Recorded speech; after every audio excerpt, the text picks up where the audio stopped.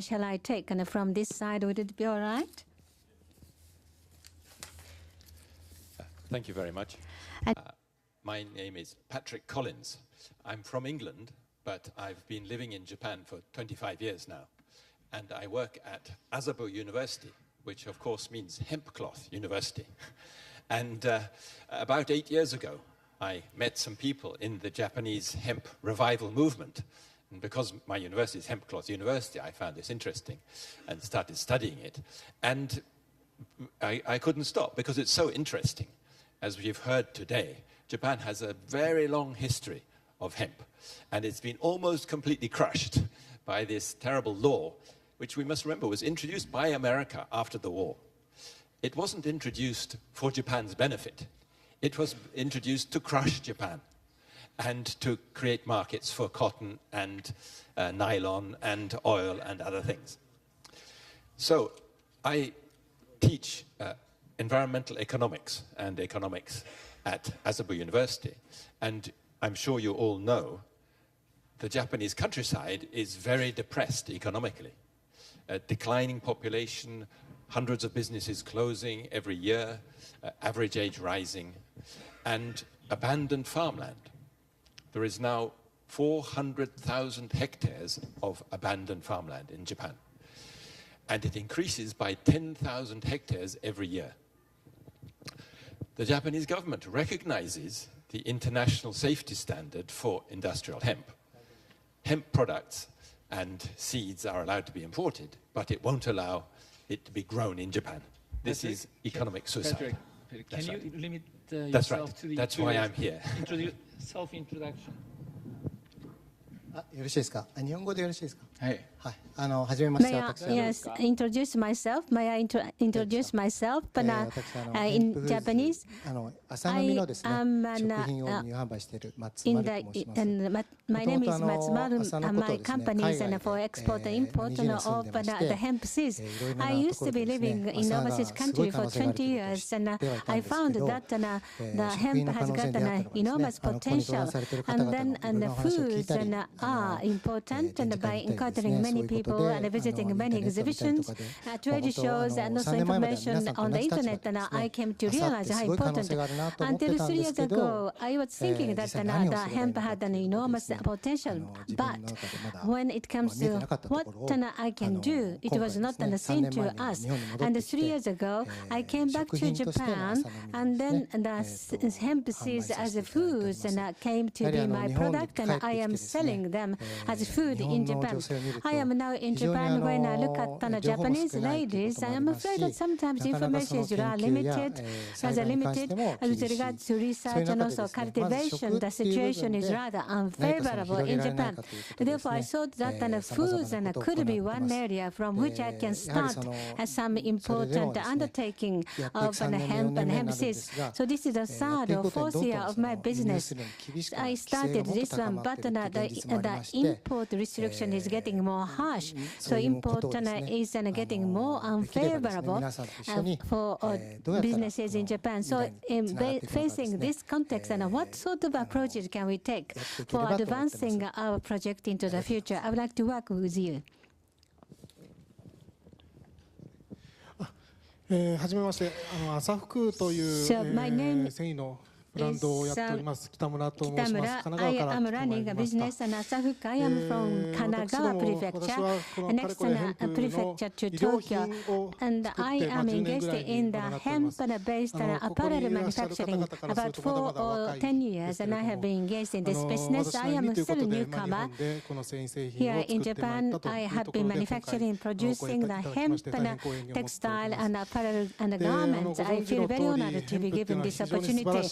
Hemp is an excellent raw material when it comes to the application to the apparel that an odor, reduction, alleviation, UV cut, and also the antimicroorganism function there. It is excellent and superb. So hemp is almost like a diamond, and it has got a huge and infinite potential, which should be actually extracted and so materialized, so that we can launch a better products. It's not just a replacement of conventional cotton with hemp.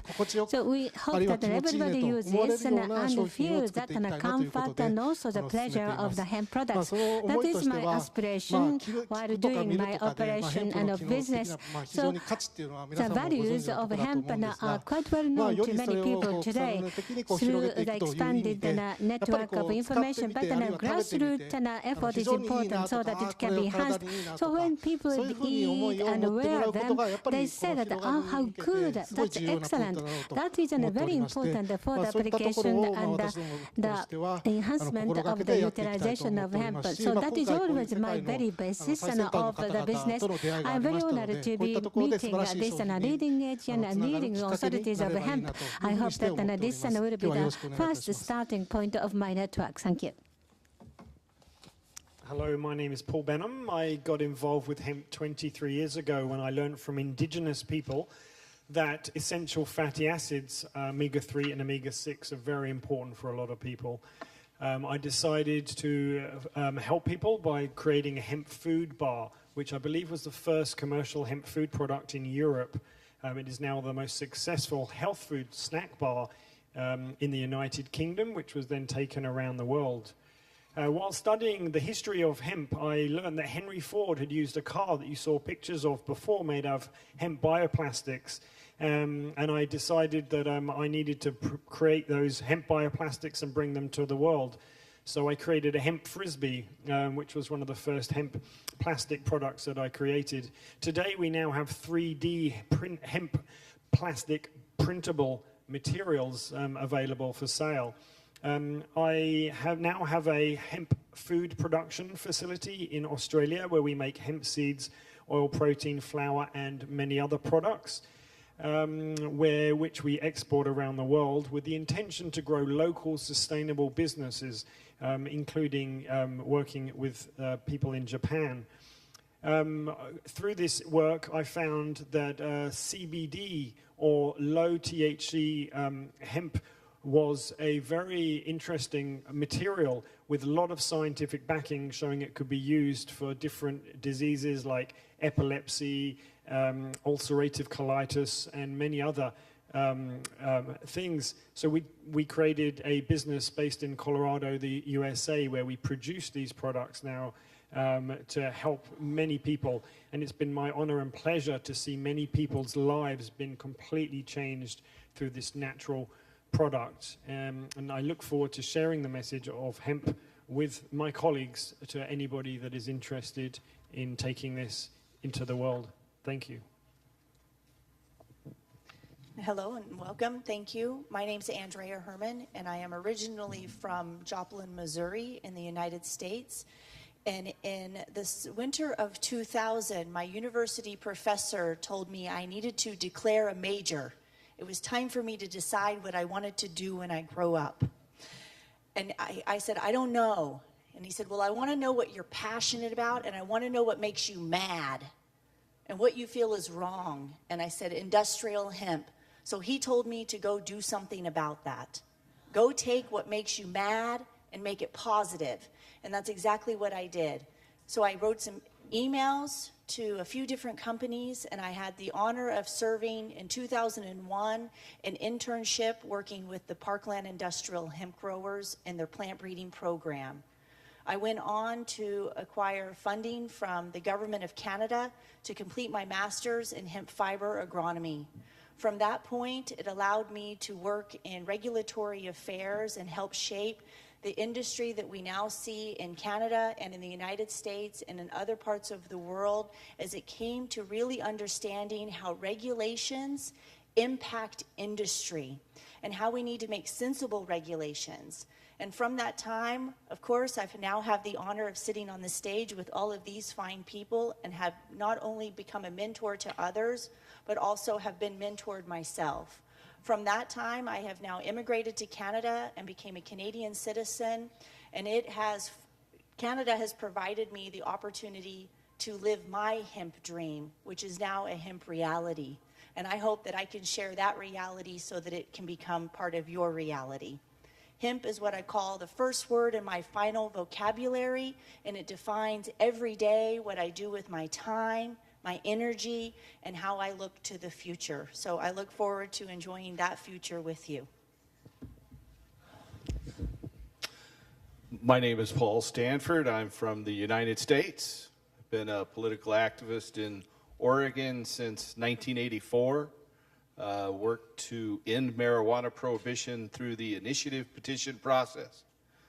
We went, proposed laws, gathered signatures, put initiatives on the ballot. First one I put on the ballot with a lot of other people, of course, was in 1984. We lost with just 26% of the vote.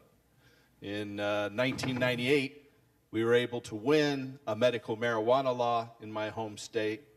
We lost in 2012 for full legalization of marijuana, and then we won in Oregon in 2014. So persistence pays. I had the honor of working with people and finding out about industrial hemp. I went to school in China for 2 years, 1988. All my classes were canceled in 89, like most other Americans in China. In 1990, started to import hemp paper and hemp fabric to the United States, and I did that as a business for almost 10 years. And started working with doctors in 1999 and opened clinics to help patients get permits for medical marijuana. And we've helped about 275,000 Americans across the United States get their permits so they can legally possess, use, and grow marijuana. So that's my history in a nutshell. Thank you. Hello again. My name is Olive, and people call me Olive Hemp Thai. I do hemp in Thailand for 11 years ago. I start with hemp before. I don't know what is hemp.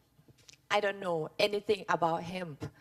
But one day, I think hemp is energy, and hemp is spirit. Also, whenever you go to meet hemp, you cannot go out. Sure, you cannot go out, and we call everybody that know hemp and interesting, like in this room. I think that is hemp lover. We love hemp, and I do with with my own business is help the villager at Hmong people in the mountain in the north of Thailand. Now Thailand is not allow everybody grow hemp, but some part of the land, like 8 province or 14 province now, can grow hemp, but in permission paper for the fabric, fiber and the hood. It around already and dry only, not hemp oil, not food now, but in the future at very soon. For myself, I want. That's why I come here. I want to have the connection and let the Thailand open up and wake up to open the law more and more for him. Thank you very much. Minasan, konnichiwa, yoshiko onegaishimasu. Hello, everybody. My name is Kevin Friesen, and 20 years ago I lived in Kyushu, and at that time, hemp was illegal in Canada to grow. I grew up on a farm, and I was very interested to grow hemp. And in 1998, the Canadian government changed their regulations, and I became a hemp farmer. Soon after that, we realized that the varieties that we were growing were not well suited for growing for grain in Canada. And so we started, together with other partners, we started a seed company to develop grain varieties specifically for Western Canada. And I worked for over a decade working with certified organic farmers, conventional hemp farmers, helping them to grow hemp throughout Western Canada. Recently, I became involved in food production. With the same partners, we set up a food processing facility, and we are currently importing hemp food products into Japan. And it's my pleasure to be able to do that. And I think it is a little bit ironic that 20 years ago, I left Japan to travel to Canada to a conference like this to learn about hemp. And now 20 years later, I come back. And I hope that the Japanese farmers will soon be able to grow hemp as us Canadian farmers can do now. Thank you. Hello, everyone. My name is Sergey Kovalenkov. I come from Ukraine, but I had to make a long road to Canada, to live there, to study there. This country gave me an opportunity to become a civil engineer. And I was a traditional guy in construction project management until I got introduced to hemp, and it completely changed my life. And I know, in fact, it will change all of the people in the audience today. It will change your life too, your mentality. Hemp got me introduced to so many great people, like our colleagues here today. It is incredible. This plant, it's our friend. We don't have to be afraid of it. It gives us so many answers to so many puzzles and problems. I cannot even describe how many problems can be solved with this plant. And the people that are working in this industry, they are simply incredible. It's filled up with only positive energy. And ever since I turned my sights to hemp, it was accidental, but I know now for a reason. Everything happens for a reason. This universe has, given me an opportunity to be working with this plant, and I'm very grateful. And here today I was showing you what can be done. And it's an honor for me to be presenting this. And I hope you get inspired and create something much more interesting than what we do here, to keep it going. I hope that Japan will let this plant grow as much as possible, and together we can do great things. I'm sorry I forgot to pull up my last slide of information, how to contact me. If you can go and type in Hemp Ukraine in Facebook or hempire.com.ua. I'm sure I'll be able to answer all your questions and help you build a bright future for Japan. Thank you.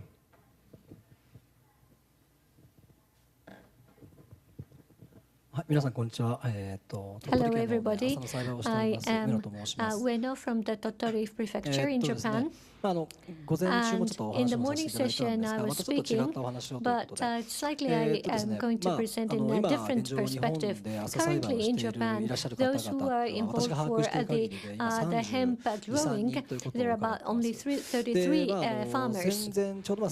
Before the World War II, or right after the World War II, there are 25,000 farmers. It is not necessary to get the certification to grow or farm the hemp. So it was easy to grow at that time.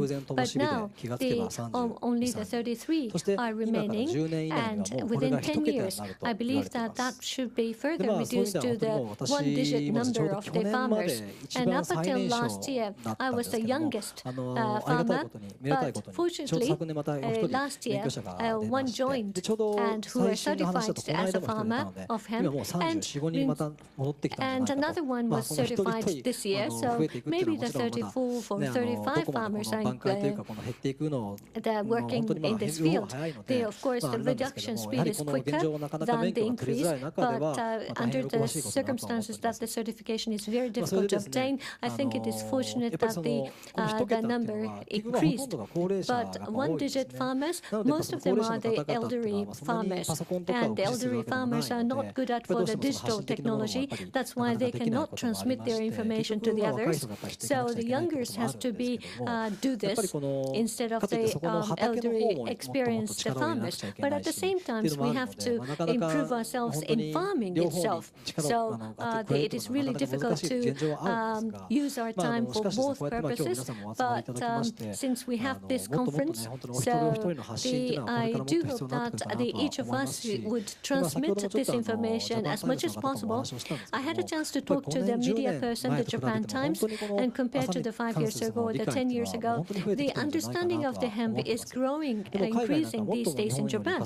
But the other countries, they are quickly advancing. So I think we have to follow them, and it might be better to improve ourselves, including the environmental aspects and food good aspects. I believe that it is a solution for these problems. And also, if you think about the further improvement for the local area, I think it can be the good tool for that. Thank you very much. Yes, my name is Ben Dronkers. In my session before, I already told you that what I do, how I started.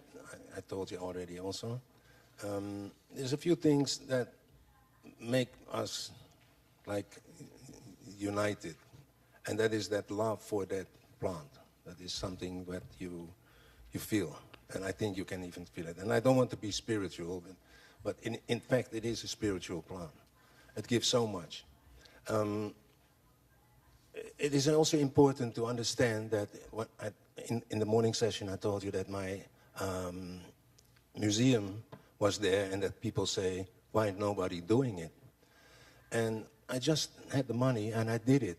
And we didn't know what we were going to do because I was growing already the marijuana in my gardens, legal.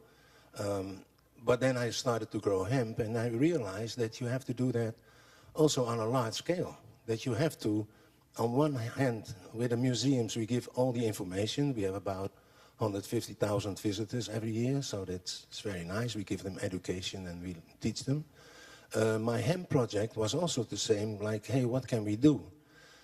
And it grows out that only in Holland now, I know the number, but we got about 150 farmers working for this, what you see on the screen today, you know, with all the big hemp fields. If you drive from here to Tokyo, or like Serge's picture shows us, there's a huge amount of people in the world. It's growing and growing. In the meantime, we're losing our sorcerers, our fish, they're dying. Our nature is dying. So where are the proteins coming from? The proteins, what this plant can bring is like the fish oil. It's better than fish oil because the fish oil is already contaminated. If not by Fukushima, it is by the mercury in the ocean and the plastic. All the pollution is already there. The beautiful of this plant is that what it produces still as an oil, even it cleans the soil. Even you should say, if this plant take heavy metals and things like in it, it doesn't come in the seed. It is amazing. It is, again, magic of magic. And especially in my museum time, when I started it and starting to collecting before that, you know, it was every time, every month, it was something new. And then it becomes like, of course, every 2-3 years, there was something, wow, new. And it doesn't stop. It doesn't stop. Think about it. You know, you see the plastic car, you see the fuels, but think about it. What this plant means to us, for humanity, an ever-exploding more population and lack of proteins, lack of good food, because the only food that we can buy, we know it. We all know it. We don't have to say it, that it's pollution, it is causing cancer and all these things. All these companies, there's so much thing if you go in the supermarket, all this packaging food, it's all having chemicals inside. It's funny that next door here, today there was a chemical and I don't know what conference, you know. And here we sit as the green guys, and on the other side is the petrochemical, and I don't know what chemical thing is going on.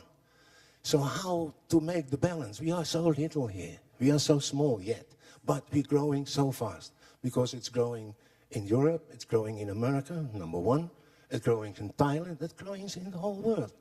And it grows here also. So the only thing we have to do is to support it. So that's my thing that I explain also. I'm an idealist, but maybe I'm a salon's idealist. I have my managers now, they're taking, and the only thing I'm the advisor, I give them directions. So if you want to grow hemp, we support small corporations, small farmers. But if we want to feed the world, we have to do it industrial-wise. There's no way to turn it around. We got all the technology, we got all the beautiful technology. The only thing is how to keep it ecological, biological. So, and again, this plant is amazing because Nobody says. Sometimes you're talking to a journalist, sustainable. Do you know what it means? They don't even know what it means. If you have hemp and you say bamboo, those is the two only plants we can use that don't need insecticide and pesticide. Think about it. We don't need insecticide and pesticides. We don't spray on hemp. You spray on flax, and lucky on bamboo also not. So I like bamboo also very much, but hemp is so much more. So I'm very happy to work with that, and we have to work together in that sense to make a better world, a greener world for all of us, and especially for the future for our children and the rest of the people who's coming after us. Thank you.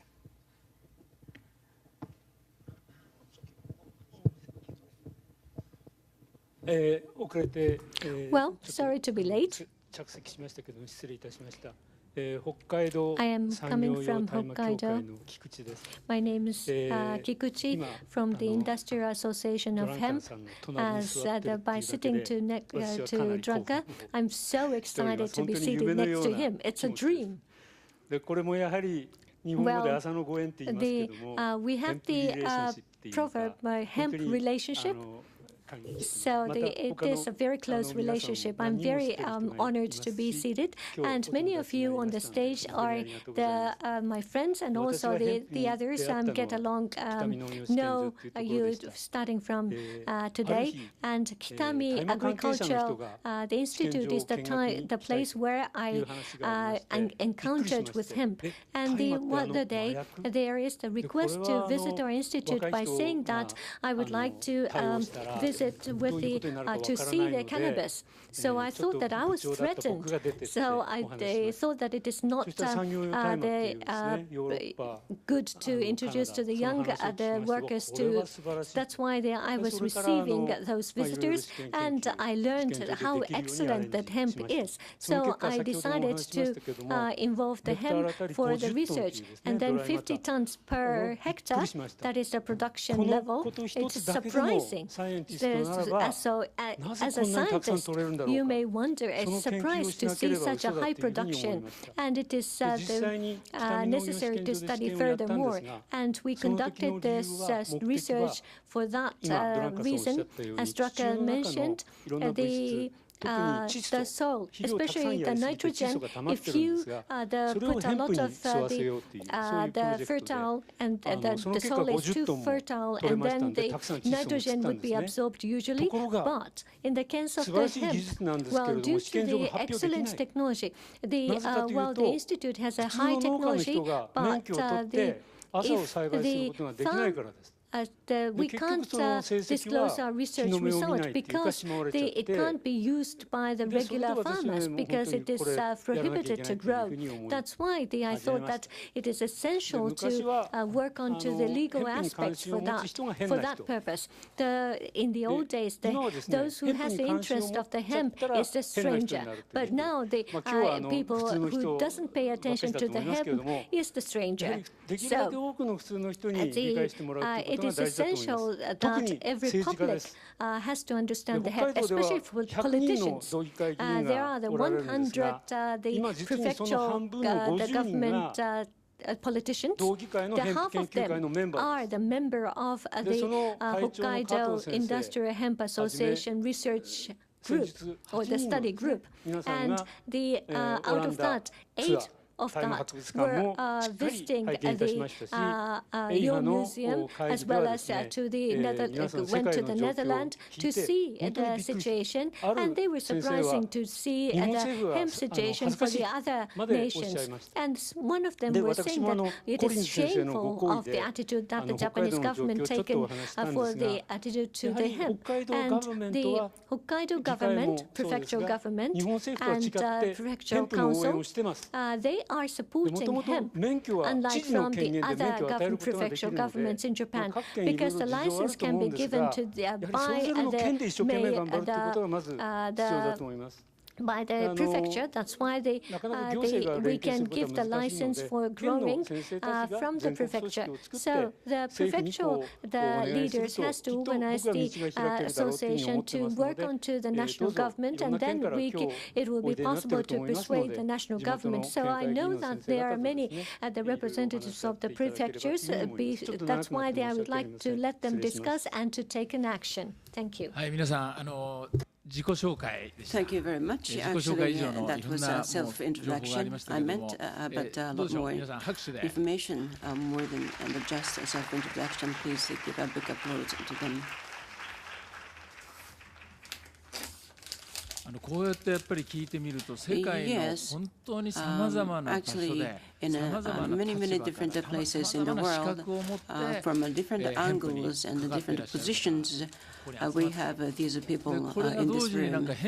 And at the same time, I think this indicates a potential of hemp, or variability or variable uses of hemp. I think this is a kind of a symbolic event, having this kind of discussion. And then I would like to just split this symposium into two parts.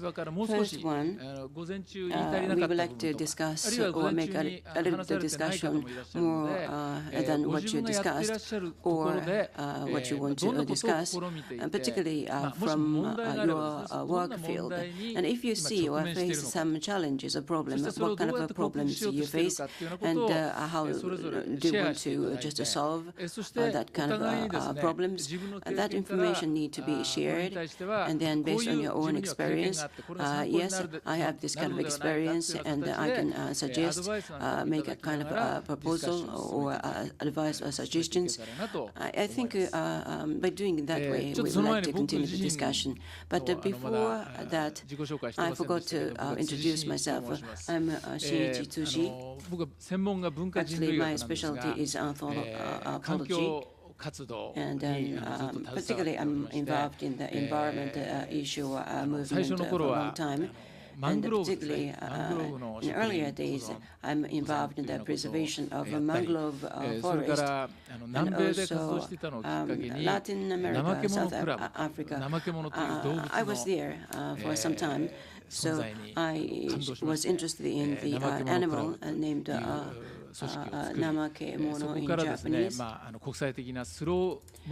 is sloth or lazy maize, and then I just started to set up the group to look at this animal and study this animal. And we are now at a very important critical turning point in the history of the world. Because one cultivation or one culture that is being crushed down. So how do you just go through this turning point, and how do you understand? Do we want to understand these changes or turning point? And for example, shift from global to local. That may be one way of expressing this kind of change. But in order to implement that, I think the hemp, this plant, is quite important. Not just like a symbol. I think this can play a very practical role as well. So that is just a trigger, one triggering point for me. はい、それではですね、まずケブンさんは今日は朝午前中喋られてなかったと思うので、ケブンさん、そして上野さんですね、そしてその他の方々の中にもいらっしゃいますけれども、実際に農業としての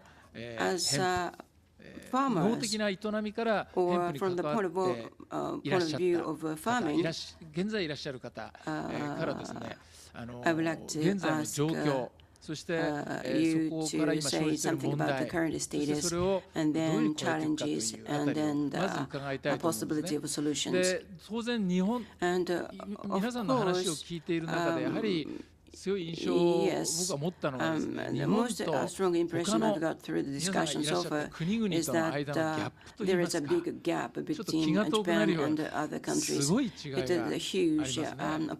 で、この辺ご専門であるパトリックさんいらっしゃいますので、パトリックさんからも話を伺えたらと思うんですが、まずちょっとパトリックさんからですね、日本の状況がどんな状況なのか、ちょっと歴史的な背景も含めて説明していただけたらと思い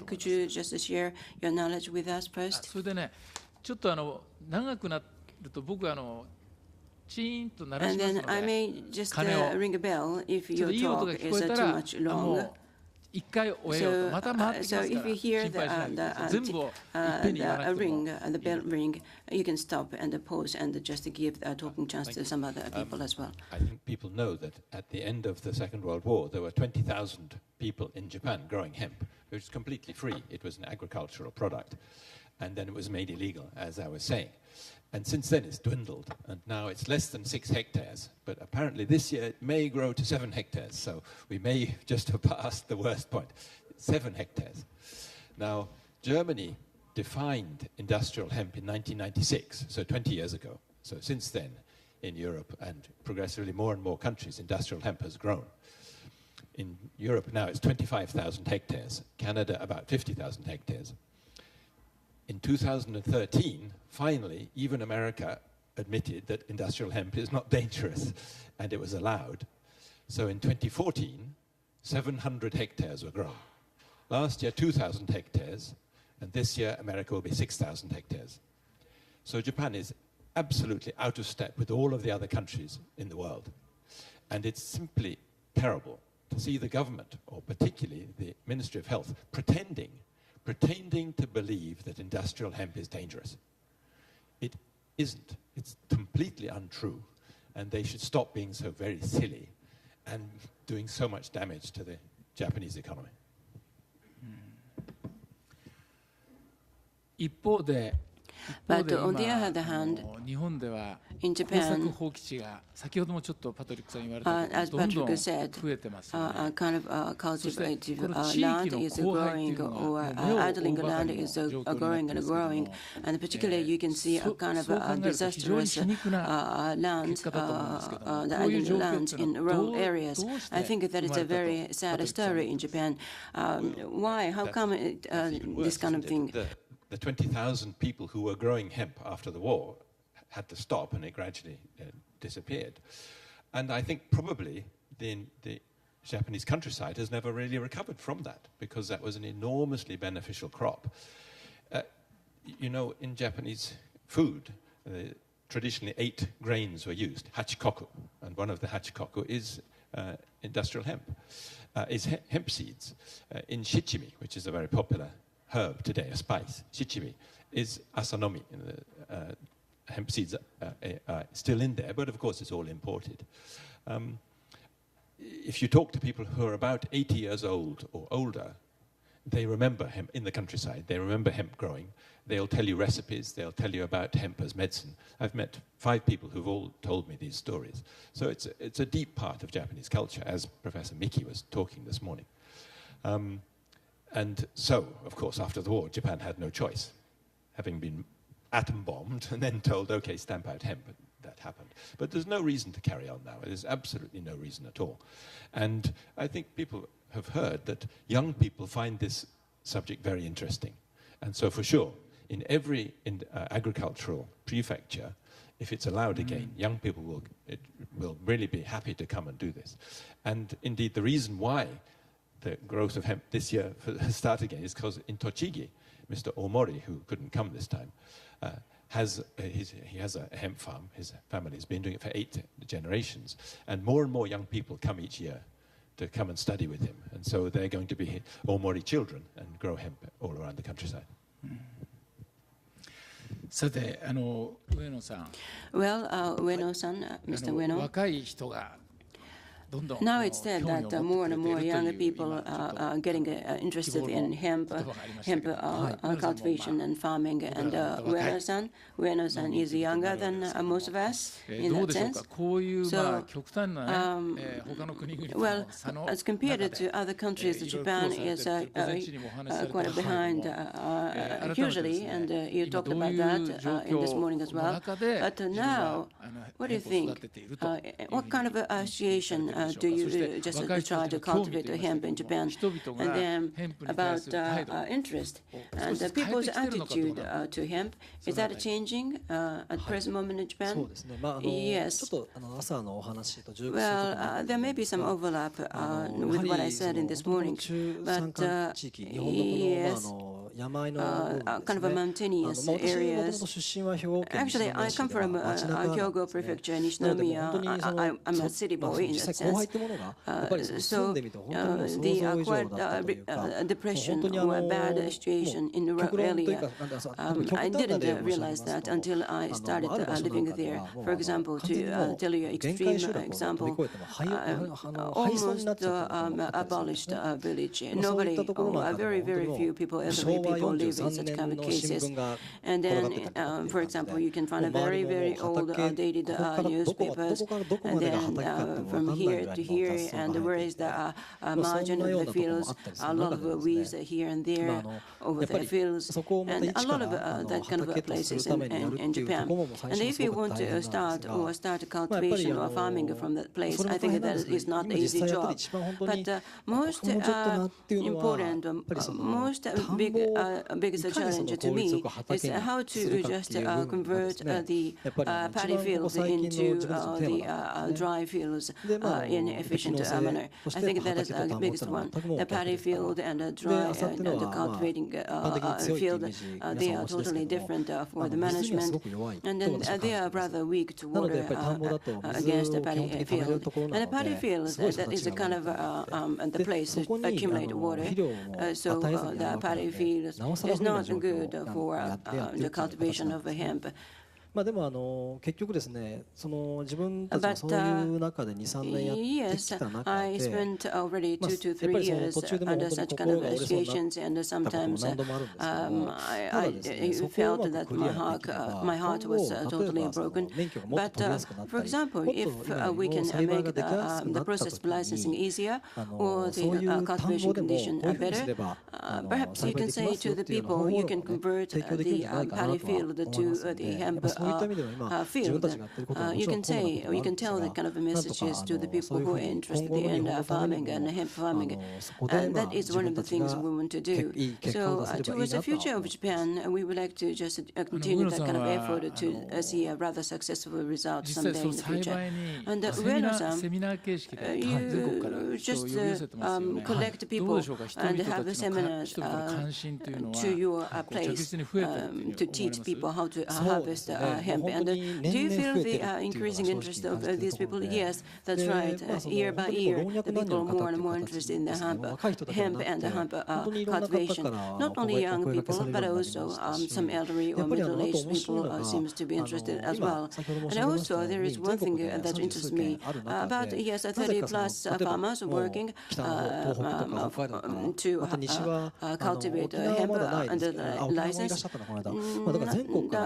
Actually, they come from everywhere in Japan, and you can see the hemp field near your place. And then, but they ask, when I ask them that why do you want to come to me, because your place is quite far from here, but they said that I wanted to see you your field because organic hemp cultivation, that is what I want to see, because the crop, the amount is not so good and the business is not so bad. Business is not so good. That is a big challenge. But still, they don't want to use a lot of chemicals, and then the quality is also not consistent. Whatever the product you see. So, and also the purpose. What is the target? What is the purpose you want to harvest the hemp? For example, if you use chemicals, that means that is a poison, damage the quality of the soil. But still, the government just encourages us to do that kind of thing. if you encourage, you really want to do that thing, then perhaps it is there is no sense to just asking for the license from the government. So that means you need to show the good result of the hemp harvesting. Yes, no chemicals and no agri-chemical products. So we need to show a kind of a sustainable farming, a sustainable business. And yes, that's right. The people who come to me is they have that kind of ideas as well. So that means we can jump into the discussion of that kind of thing without any barriers of ideas or understanding. And about the hemp, Ben said something before that yes, no need of insecticides and no herbicide. This is a very excellent, good plant, but still we cannot start just growing hemp in Japan yet. So Kevin, you have some experience in Japan, in Canada. In Canada, from the beginning days, you started just cultivating or growing hemp in Canada. And what made the Canadian government change the attitude or understanding about hemp? And what is the situation of growing hemp in Canada? And that is the question I would like to ask. And then, if possible, how about use of pesticide and herbicide and fertilizer? How do the people do with these kind of things in the farming of growing of hemp? And Ueno-san, what do you think about Ueno-san, Mr. Ueno's, the Japanese farmers talk in Japan? Yes, thank you. Well, I'll share my perspective from, I guess, 3 points. One is a farmer, one is a partner in a seed company, and one is a food processor. In Canada, when we first started, in 1998, Canada legalized industrial hemp production. It is still, we still function underneath the regulations that were formed in 1998.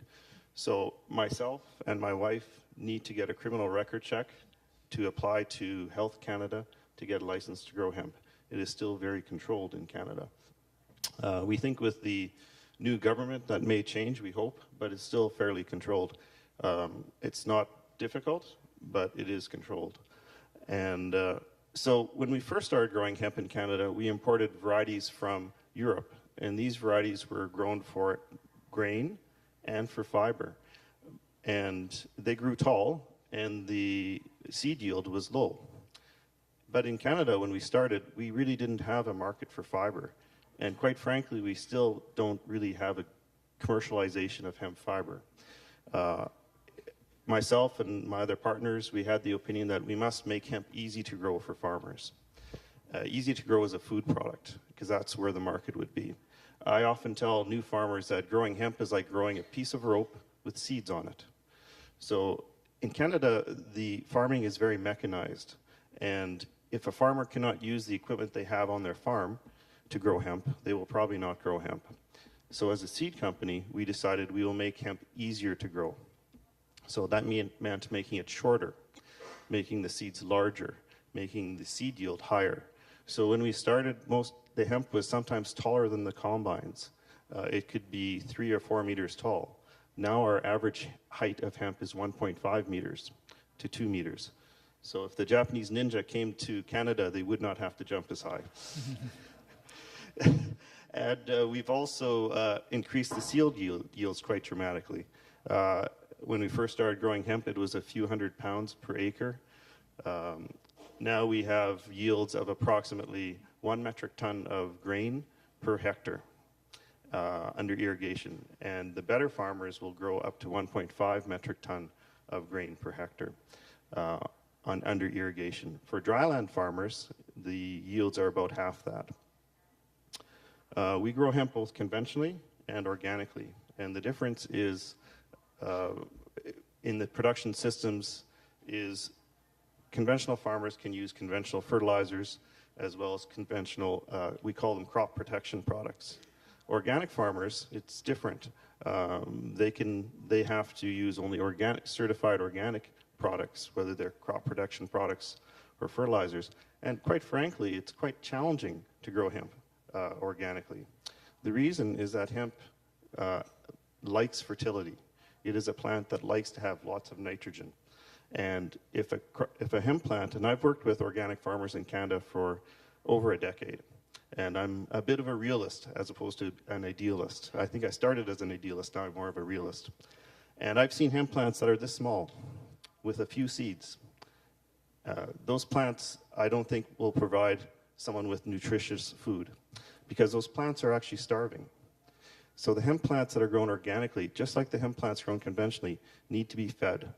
And the major nutrients are nitrogen, potassium, phosphorus, sulfur. So the key to success for organic farming is cycling nutrients. And one thing which our company has done is focused on how can we provide nutrients organically for our organic farmers. It's actually much easier with nitrogen because we use both annual and perennial leguminous plants, legumes, plants that pull nitrogen from the air and put it in the soil. So we've developed green manure systems that are quite effective at providing the nitrogen for organic farmers. It's more challenging with the other nutrients to do that. You can provide phosphorus through animal manure, composted animal manure, through rock phosphate, but it is more challenging and more expensive. And this is done on a large scale. And perhaps in Japan, the sources for organic nutrients is cheaper, maybe it's more efficient, but in Canada, this is a challenge. And so what I would say in terms of sustainability, whenever we take something from a field, whether it's fiber, whether it's grain, what we take has to be replaced. That's what's sustainable. And that is for both conventional and for organic. Okay. Thank you. ちょっと他の方々からですね。So I want to ask other people about those two comments. So if you could respond to those comments, if you have further comments on those two speakers. Dr. Kikuchi. 僕は直接朝畑を所有しているわけではなくて、僕の共同研究者の北海道の東東京の松川さんという農家が It's a farmer, Mr. Matsuka, owns the land and grows hemp. He's been doing the organic hemp production for more than 20 years. First, together with him, we talked about the experiment. So I wanted to control the nitrogen level. So I wanted to use fertilizer. However, he has used this land very carefully, so he wanted to do organically. So I agreed and decided to do organic. And the result for the first year, I made a lot of planning of the organic method, and I actually tried it, and it was very productive actually. Probably because the land itself was very special, because it's been very cherished, but based on my observation, it was about 20 tons to 30 tons is available.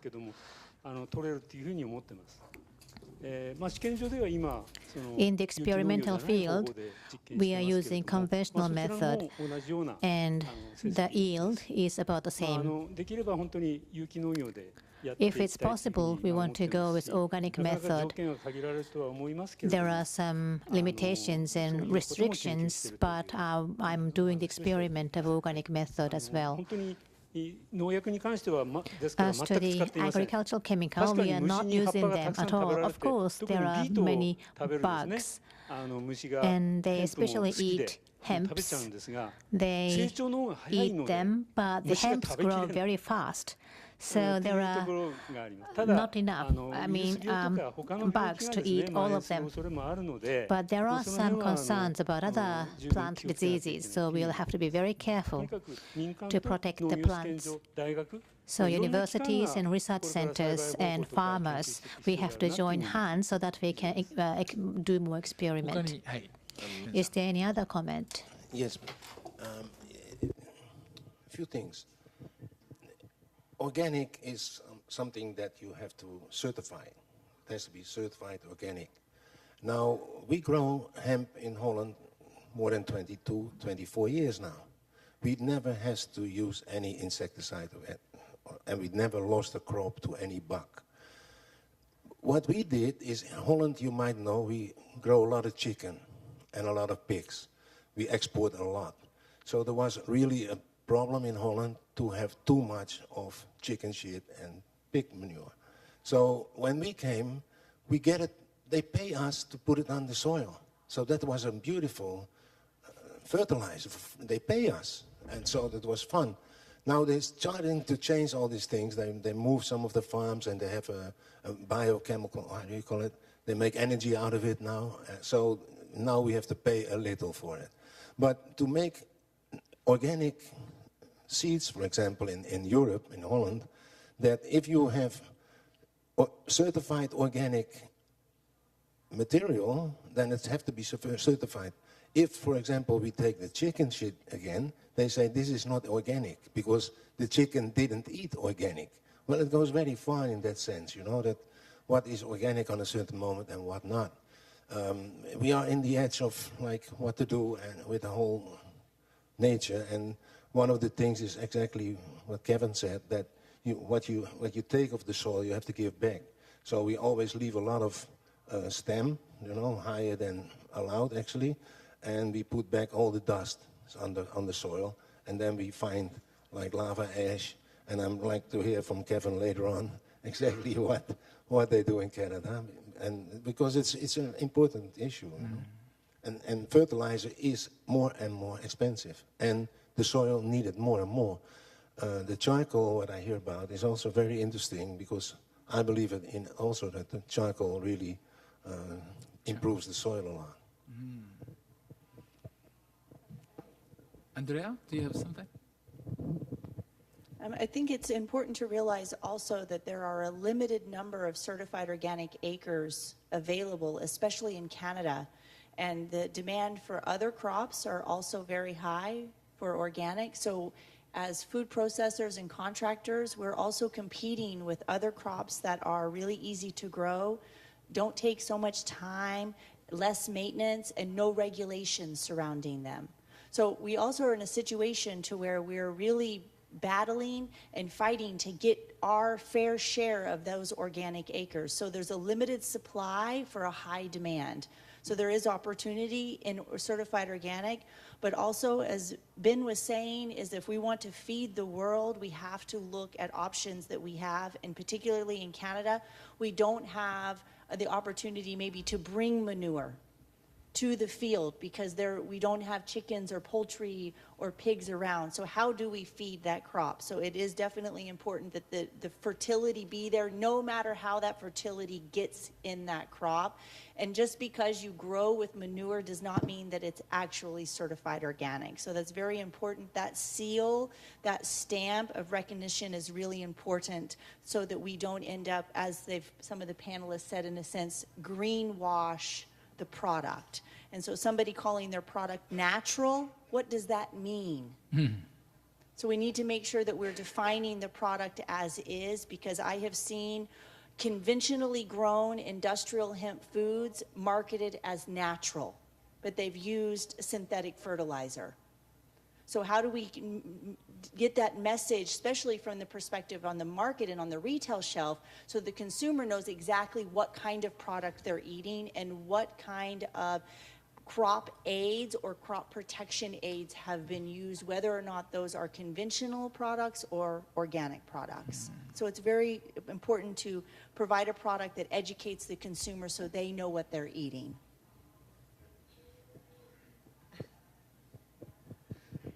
I'd just like to add a note as a farmer. Our farmers that we work with are very diligent. Whether they're certified organic or conventional, they all want to eat their own hemp seed. And so we send that to them.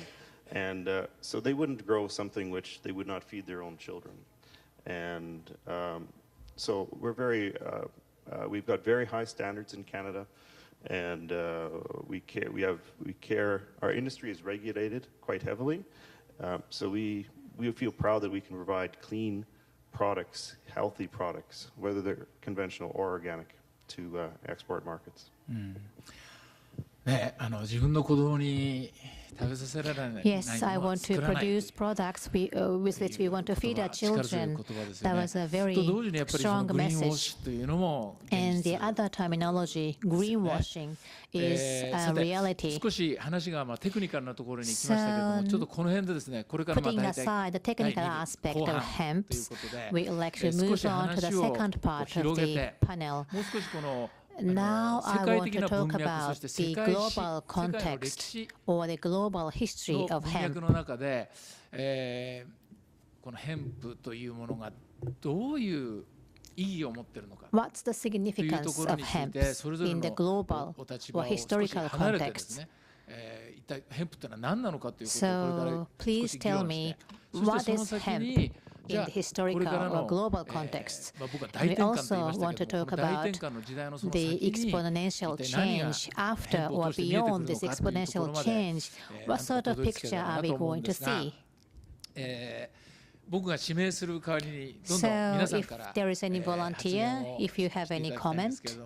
じゃあまずポールさん。Paul? Hemp is the oldest crop.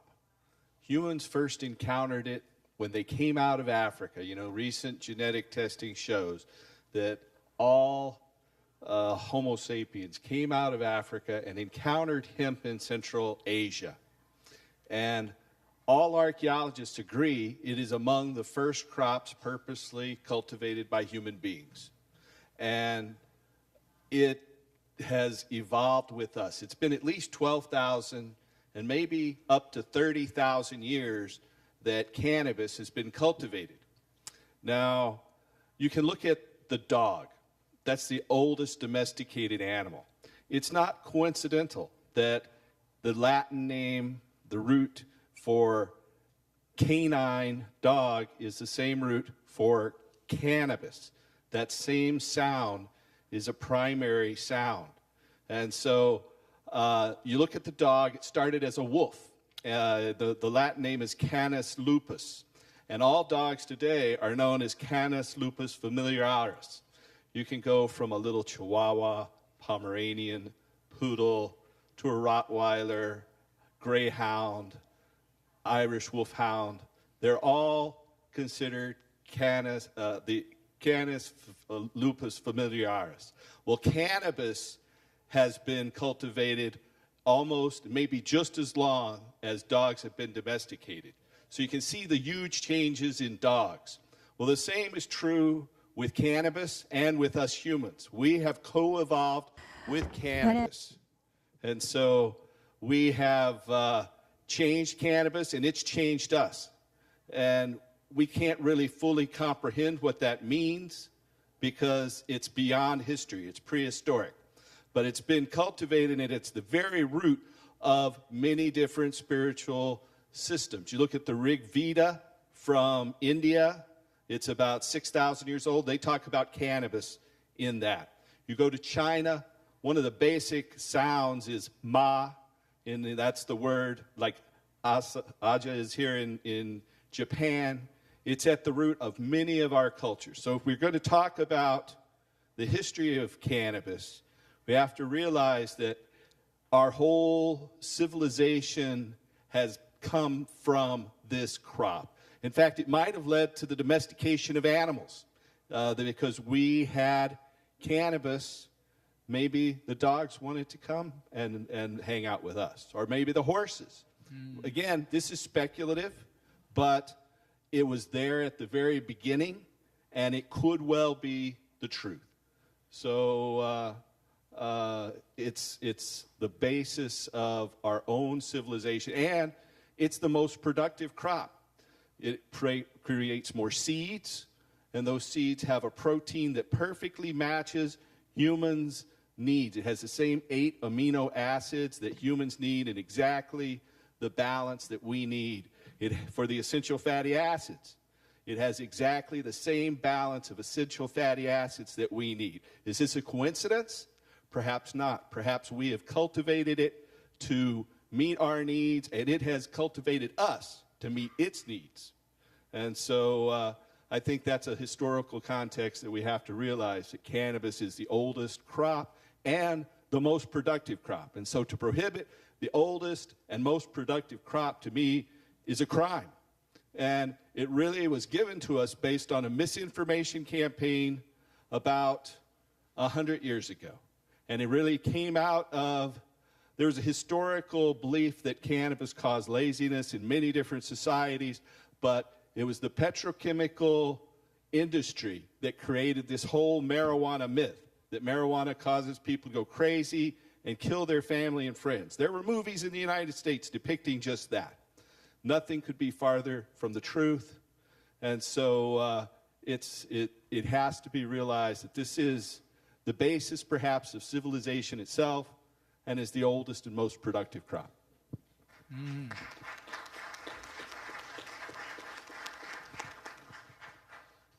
Wow. It's hard to follow. But on the same lines as that, the human body that needs the same amount of amino acids.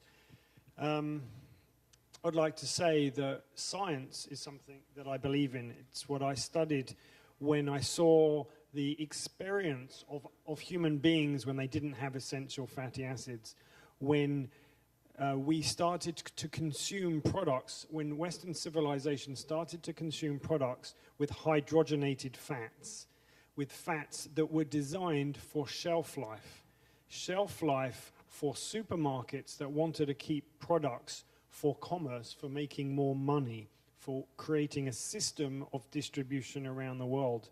The diseases many diseases are directly linked to the introduction of hydrogenated fats. Therefore, good fats, i.e. hemp seeds, hemp seed oil, that do not last for a long time, that do need to be cared for, are the ideal fats for human beings. And I noticed this, and then I studied the science through someone that inspired me was Dr. Udo Erasmus, writing a book on fats and oils that heal.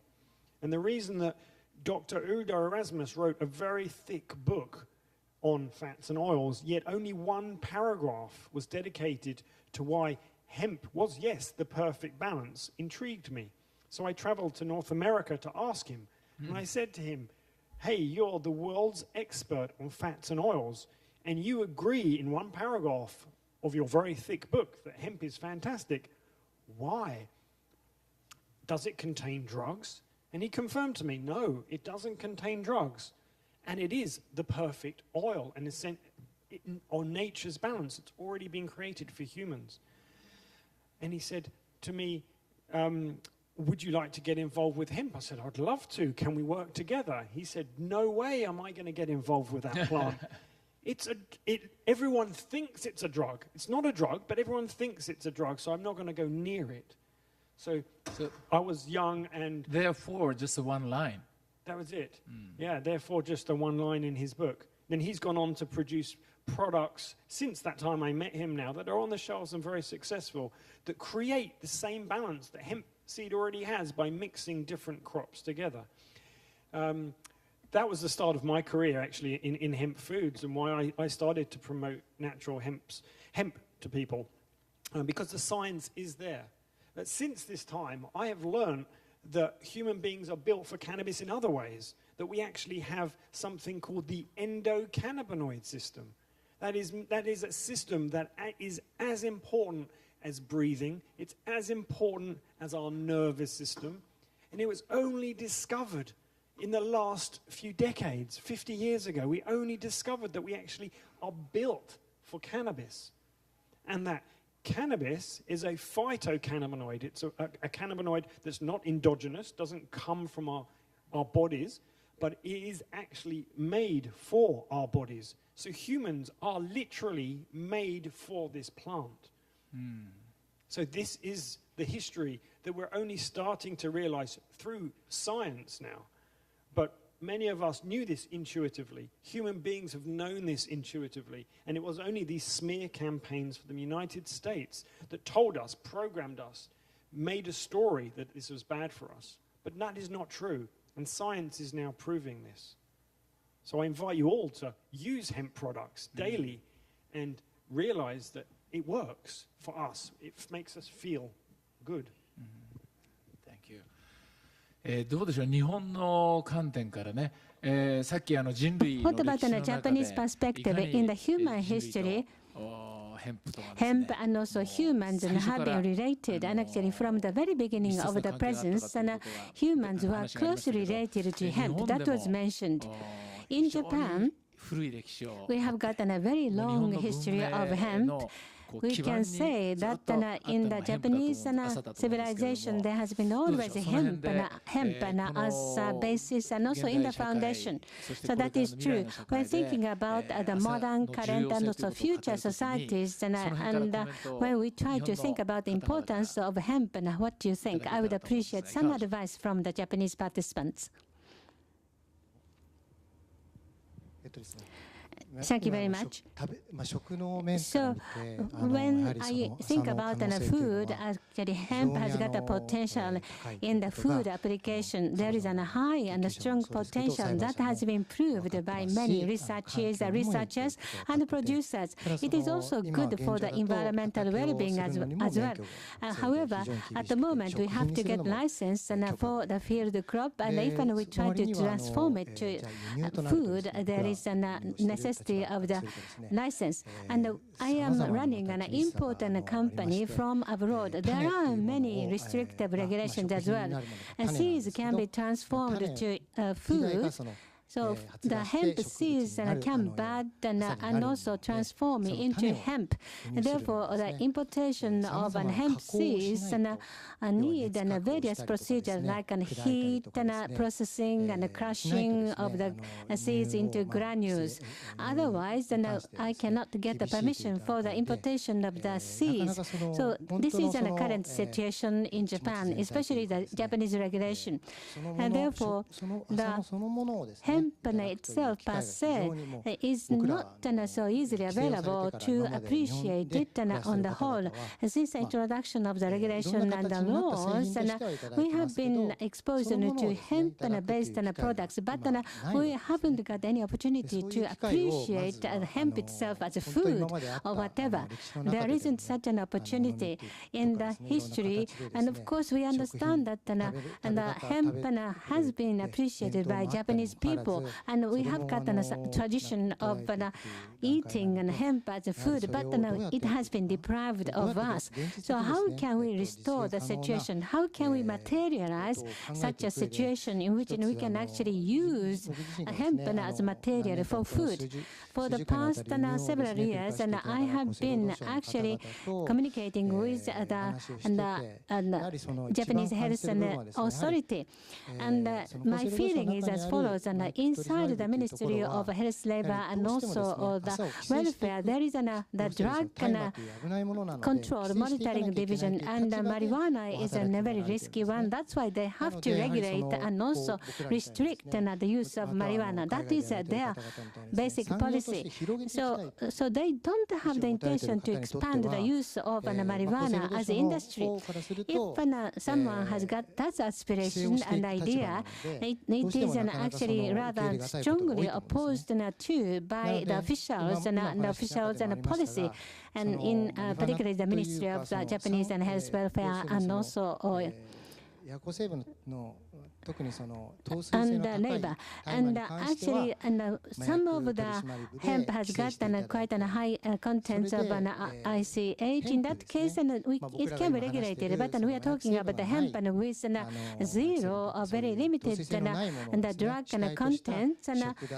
And we can actually use it as food and also fibers, and can be used in certain industries.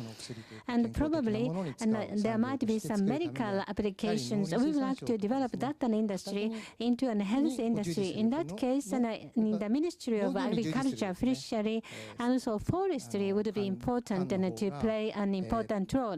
So there is a ministry engaged in the agriculture who can take the initiative and for designing and issuing the guidelines. So for the purpose of expanding and enhancement of the utilization, perhaps that would be quite useful. And there is a higher potential, more potential of expanding it as an industry if they get involved for the guideline preparation. So I was talking with many producers, and the products in Japan are the hemps which have no drug type of implications. So that is a quite important key issue. So that is my feeling, because I'm working as the importer of hemp seeds. We understand. What do you think? So we talked about an historical context. For example, more recently, the medical marijuana and hemp have been talked about quite a lot in society. There is an increasing interest.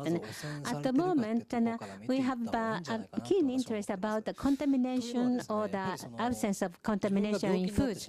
We should look at it, and if you get ill, and you can use medical hemp without looking at your day-to-day consumption of foods, and you might continue to have eating a lot and drinking a lot, and then something happens like illness, you go to the hospital and rely on that. And today we see so much additives in many foods. There has been no such age before in human history. So even if we don't see that, we can guess that such and such is added as an additive. So we don't feel so much sense of a crisis when we have tins of juices and whatever. But they can cause diseases, and they might open up the pavement to lead to the onset of disease. Allergy is also a big issue in the Japanese society. Many children, including primary school students and children, are suffering from allergy. And so atopic dermatitis and allergy are suffered by so many children. There was no such age in Japanese history when we had so many ill children suffering from dermatitis or allergy. Maybe it is the same in other countries. And let me talk about my mother. My mother says that I don't feel so well, and the television programs and also actually commercials, and I say, this is good for you. And my mother says, oh, maybe I can buy it through mail order. So it is not just a transitory product. And so after that, she forgets about it, and she looks at another television program and some commercials, and I say, this is good, which is different from the first one. So my mother says, oh, why not? And I would like to buy it. Therefore, the problem is that what is the best for the maintenance of good health is to eat what is available in nature as it is. And gourmet programs are very popular among Japanese people. And I haven't watched any television program for the past few years.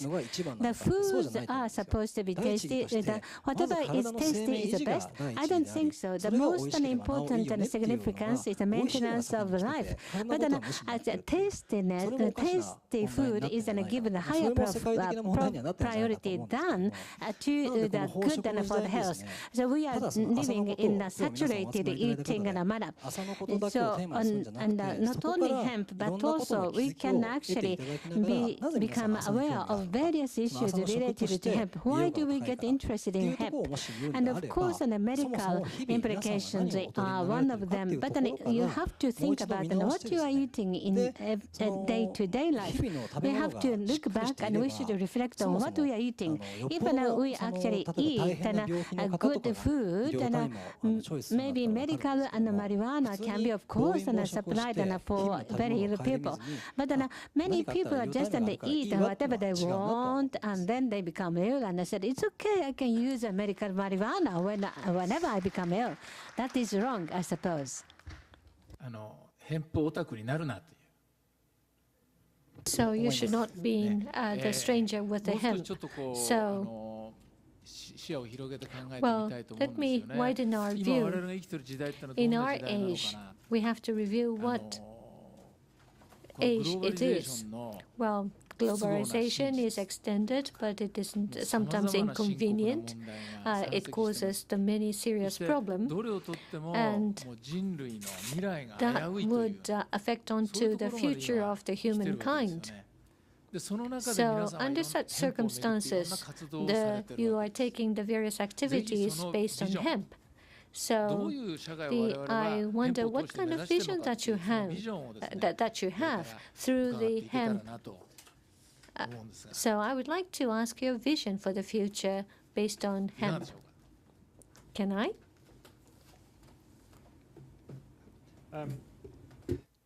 As an owner and shareholder in companies on 5 continents on this planet, where I import, export, distribute, manufacture, contract farm, do all of these big commercial ideas, and in a world of globalization, which is the reality today. Honestly, I don't see that as the future. I think the future we have to stop this.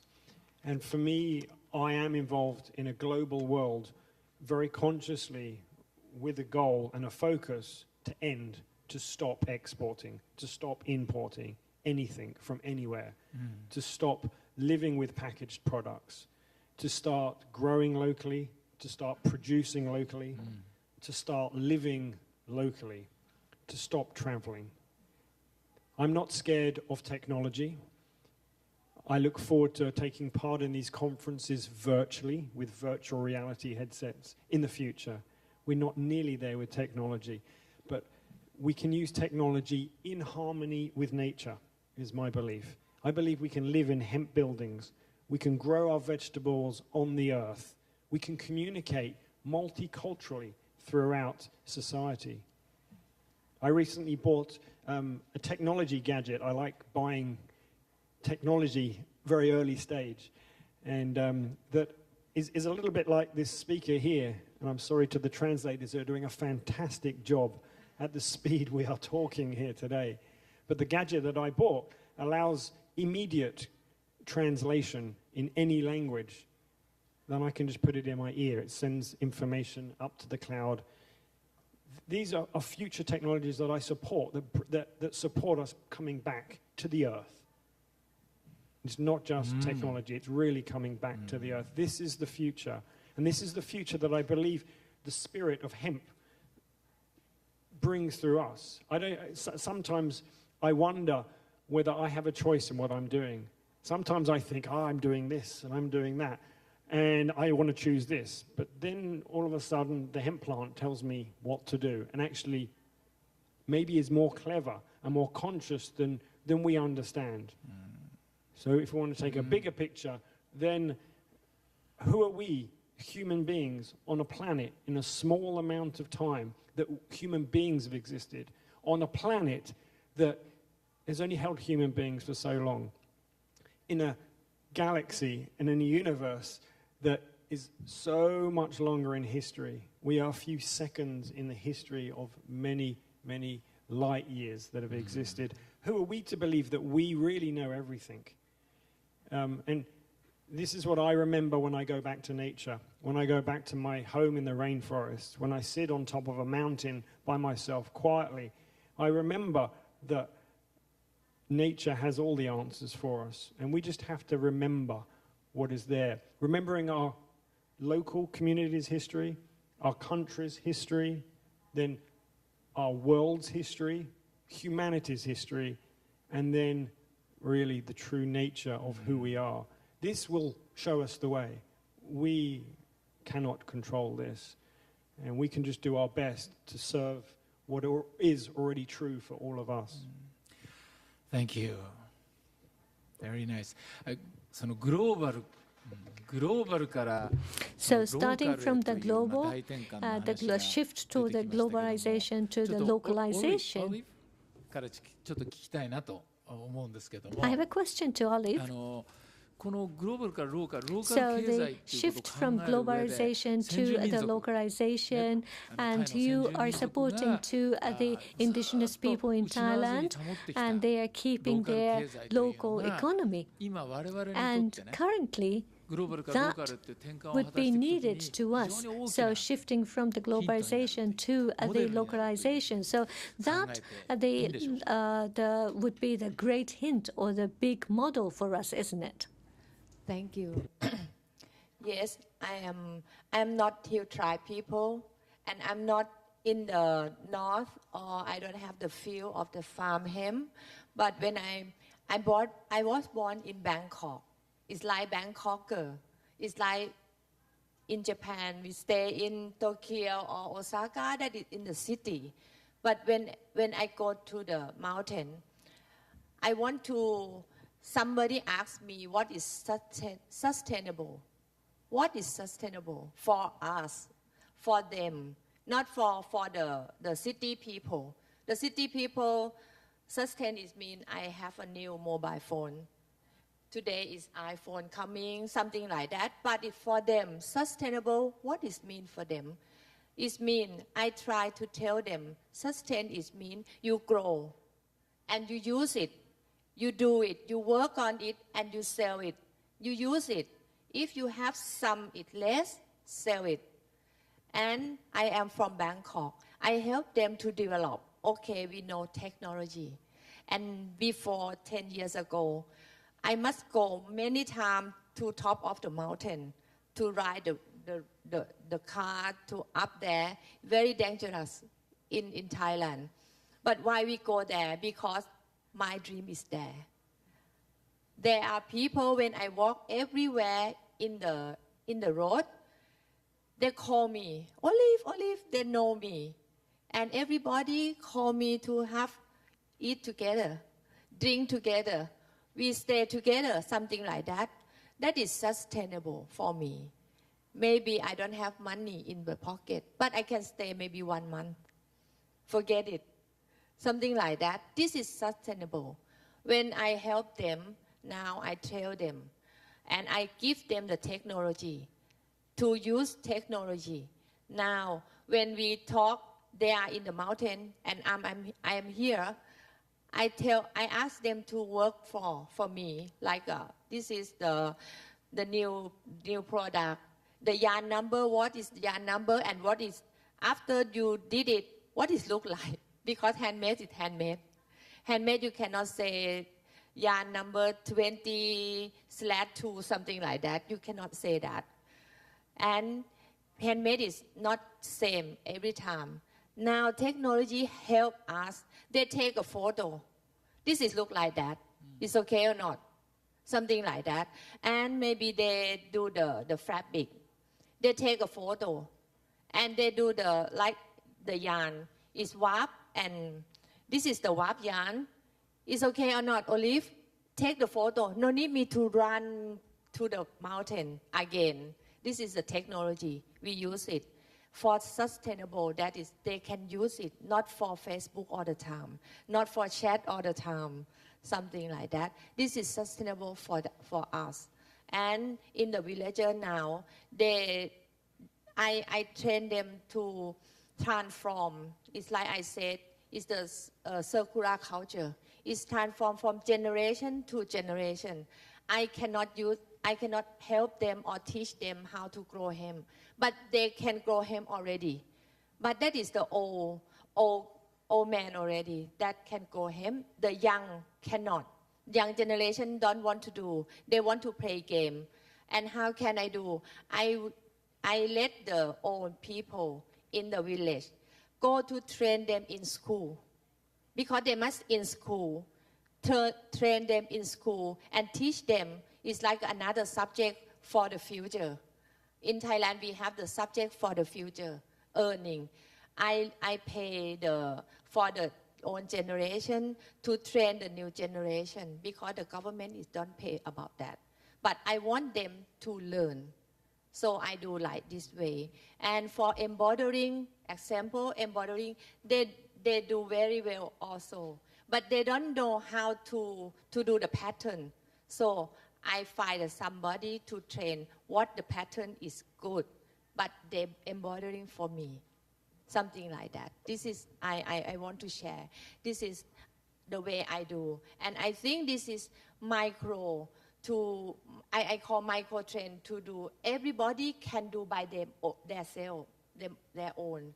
And like we grow the vegetable for, we eat in the family. And if we less, we can share. Or we can sell them, or okay, you have something, I have something, okay, we share, something like that. Thank you. Mm-hmm. if you look in our museum, you have to go one time. You see that in the old days, like in around 1500, it was very popular. You know, it was the golden age of hemp. Everything was hemp. The ships, you know, the Dutch, the Holland had a big connection for 80 years with Japan, because we were only the traders with your country. And we brought the hemp also. And it's funny to see that now we can talk like we were luxurious kids, you know. In those days, everything was hard work. If you see it in the old photos or the old pictures, how hard they have to work to make hemp fiber. It was even so that when there was war, like England with France, they're going to make war, the kings make a fight and say, oh, we're going to have a war. Yes, in 2 years. So they make not today or not tomorrow like now you with the drones. No, okay, I see you in 2 years and then we fight. So then what they did, they started to build ships, you know, and a lot of sails, and they need all the ropes and the gunpowder and everything was hemp. The sails, the rope, the food. There was no battery, there was light of hemp oil. There was, the biscuits was hemp. And so now it's a different time. And to see the relation between small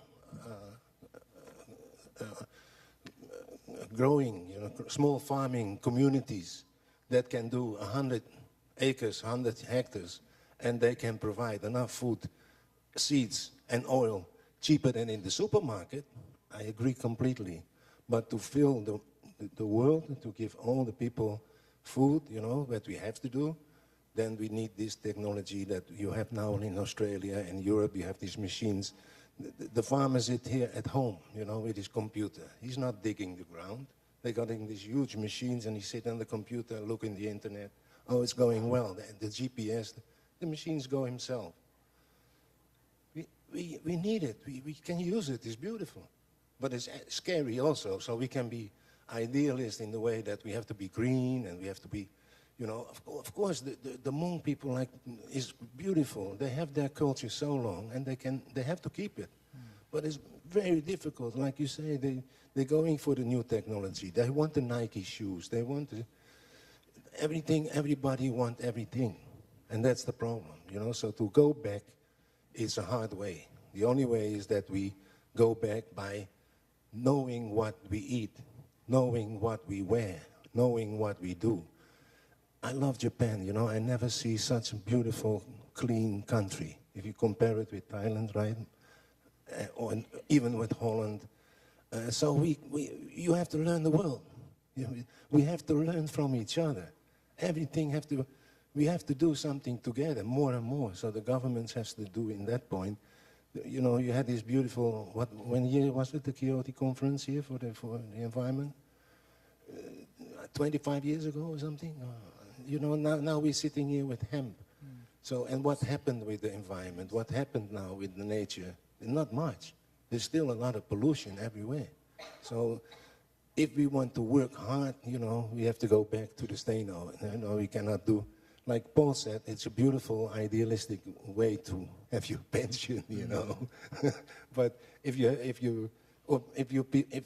have enough robots to do everything, then it's beautiful. But do we have the space? Do we have of course, it's an individual dream, but to dream it for the rest of the world, as a farmer, Kevin probably agree with me that I learned from my farmers, they use insecticide, they use pesticide, and they say, without it, a lot of people will die, you know, and that's also realistic. And I hate it, you know, the pesticide and insecticides.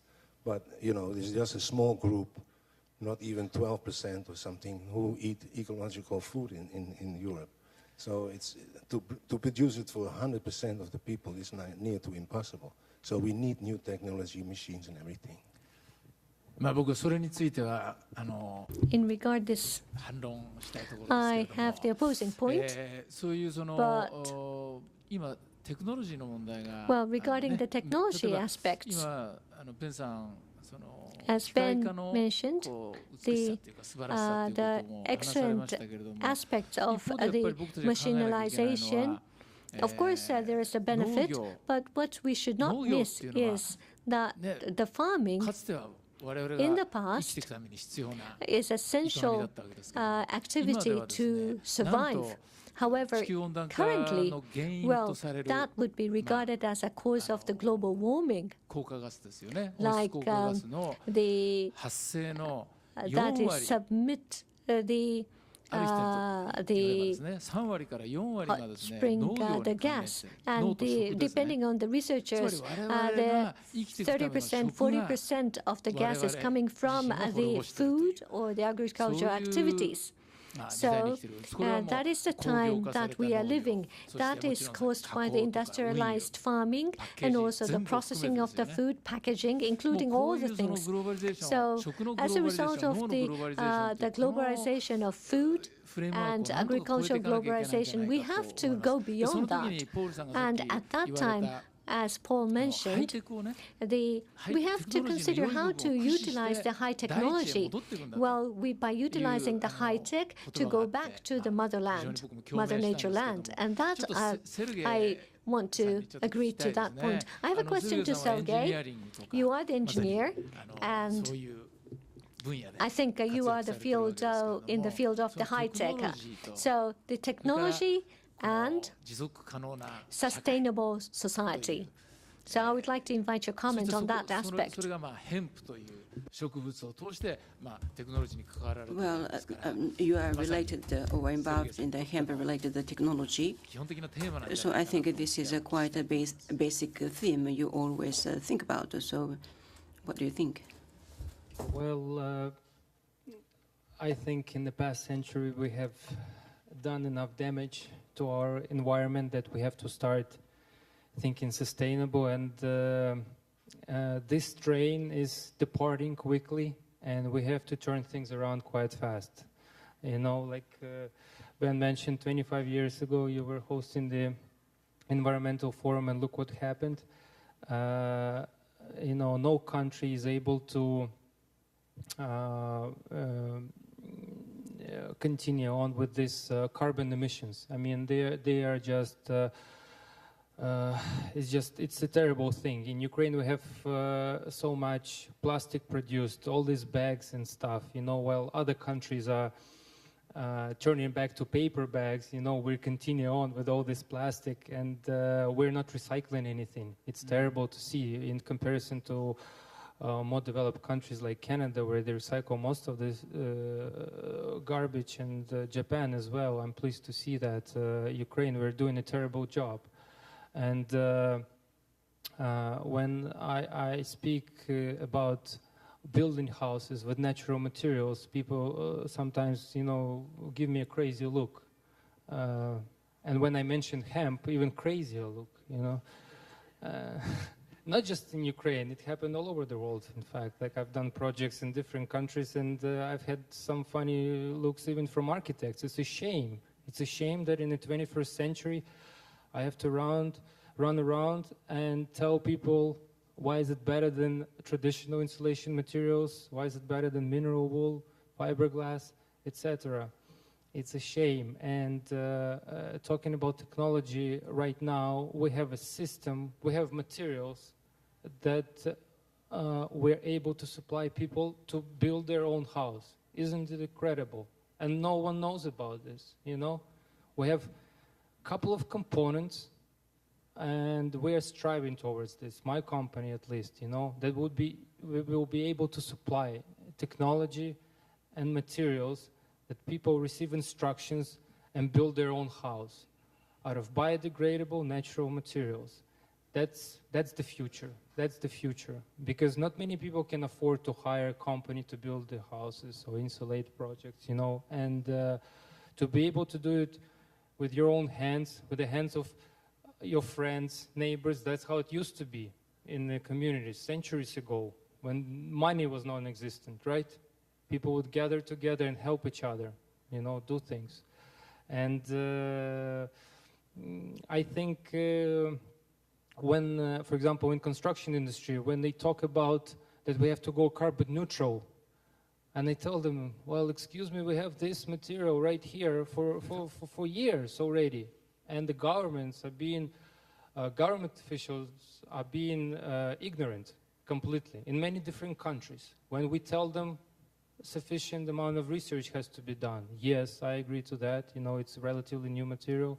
Programs of development of such products have to be done. Yes, I agree. But without support of government, you know, we are here sitting as pioneers, and the people are doing things for 20, 25 years, 40 years. I mean, and we're starting to break the ice. And I'm glad to see this. And of course, we have to come back to the ways our ancestors used to build, not just building, food, pharmacology, you know, etc. We're coming back to natural ways, and I'm glad to see.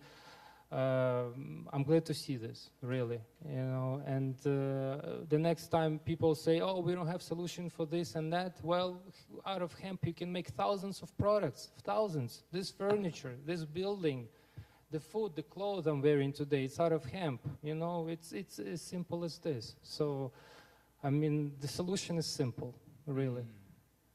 Thank you very much. Thank you. Thank you very much. And then just going back to the previous question, I would like to discuss here the change from global to local. As Paul said before, the local economy, I think the only way we need to take is a local economy. And then what kind of a role can we expect with the hemp? Do you understand the question? Anybody? I think so. You know, the world's largest industry is energy. And so what we've done with energy is we take these pools of carbon in the earth and we burn them and we put them into the atmosphere. And that's what's really caused global warming. Now, unfortunately, when we're growing hemp, we have to grow a low THC variety when we're growing it for seed and we're growing it for fiber. THC should not be the defining factor for growing hemp for seed and fiber. In fact, low THC is a subversion.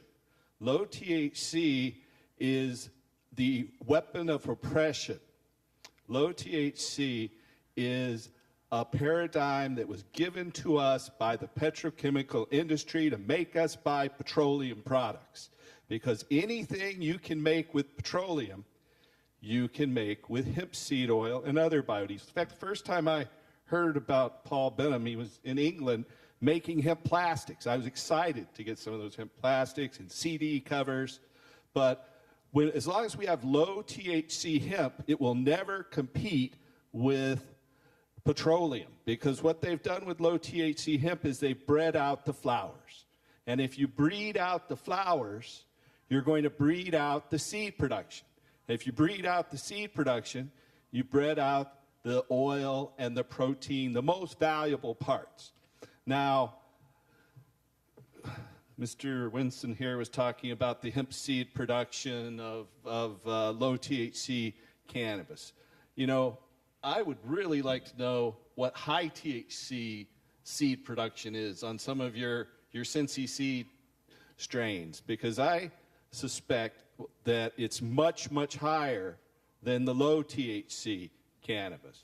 So I hear the average production per hectare is about, I've got to convert from my old English method to metric here in my head very quickly. But a low THC crop produces less than 1 ton per acre on average, right? Or 1 ton per hectare.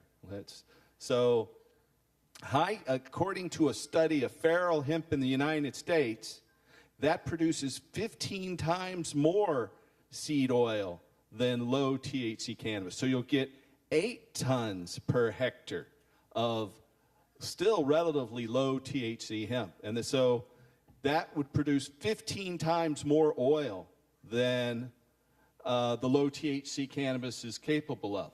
So if we can grow high THC cannabis for seed and fiber, we have a potential to replace petroleum. As long as you're growing low THC hemp, it's not going to produce enough seeds to compete with petroleum.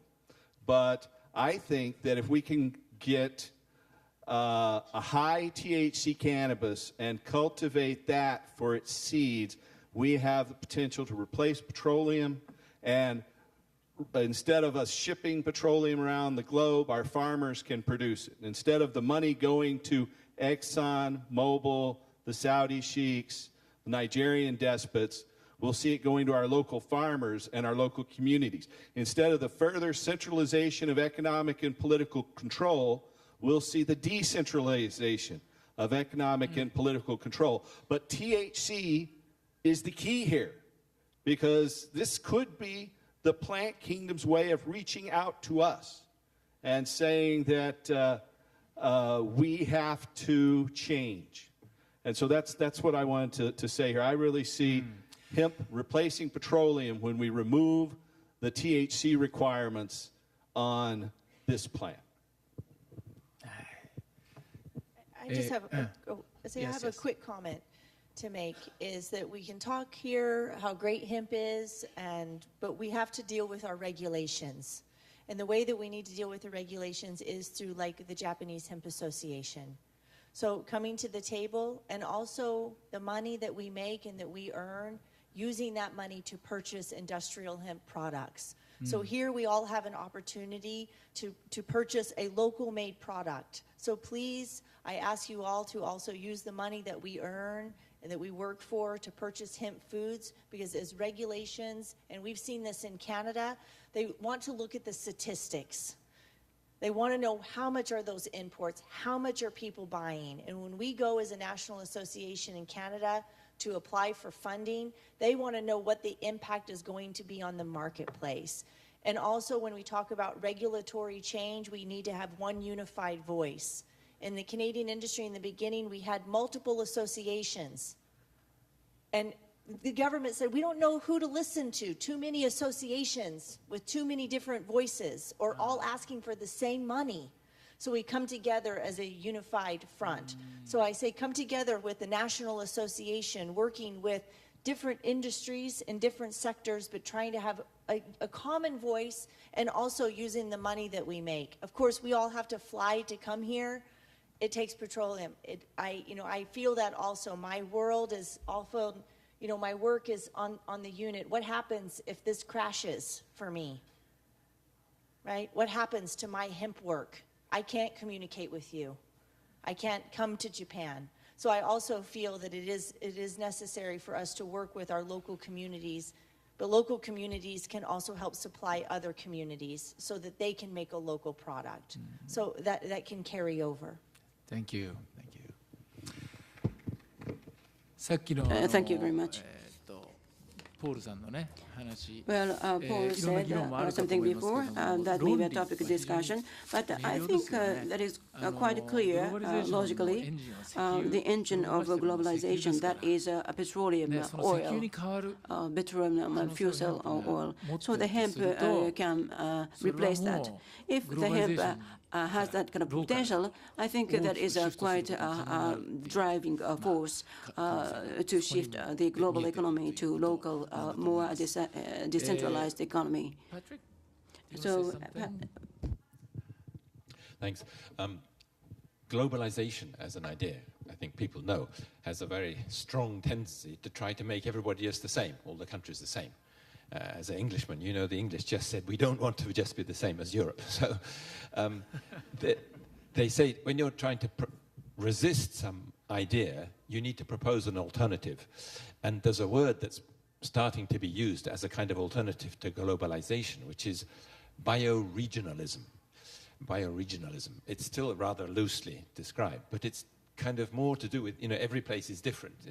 The history is different, the people are different, the traditions are different, the religion is different, the food is different. And that's what's great. That's more interesting. And just, following the idea about local economies. Well, I think kind of bioregionalism, right? Clearly, not only in Japan, but the countryside tends to get weaker as people move into big cities. And one of the ways to try to resist that is to stop money leaking out of the countryside, a bit like exports or imports to a country. And one of the great leaks is for energy. You know, every local district buys petrol and buys energy. So if you can create more of the energy locally, that certainly is a very good way of preserving the countryside. And it was only just briefly mentioned today, but there's a company in Japan called Microenergy who have a very advanced system. Any biomass, it will turn into electricity and diesel. So you can have a local system where all the local people can just bring along biomass, and of course hemp is the most productive biomass. With no money, they can turn that into diesel, and so they can keep their cars going and so on. So this kind of ideas, hemp can contribute enormously to preserving the economy in the local countryside. ローカルフードってことはありますけどね。 Yes, there is a word of local food, but local food and the eating and the clothes and the local energy. So, and the local industry and the local materials. I think everything should be local, and then hemp can play a very central role, important role in order to do that. And is there anybody who want to say anything? Kikuchi-san, please. Yes, I would like to make my comment brief. Yes, that is my expectation as well. Local economy that needs to be stimulated. For example, Hokkaido has a population of 5.5 million, and then there are 10 million kiloliter petroleum is used in total for Hokkaido. If we want to replace this hemp, then 1 million hectare to cultivate hemp and then just extract energy from them in actuality. Actually, 50 tons per hectare, that is Kitami's production rate, and then DTL, biomass liquid tool, if we use that technology, perhaps 20% then, and that can be just converted to liquid fuels. So 50 by 20%, that means 10 tons per hectare.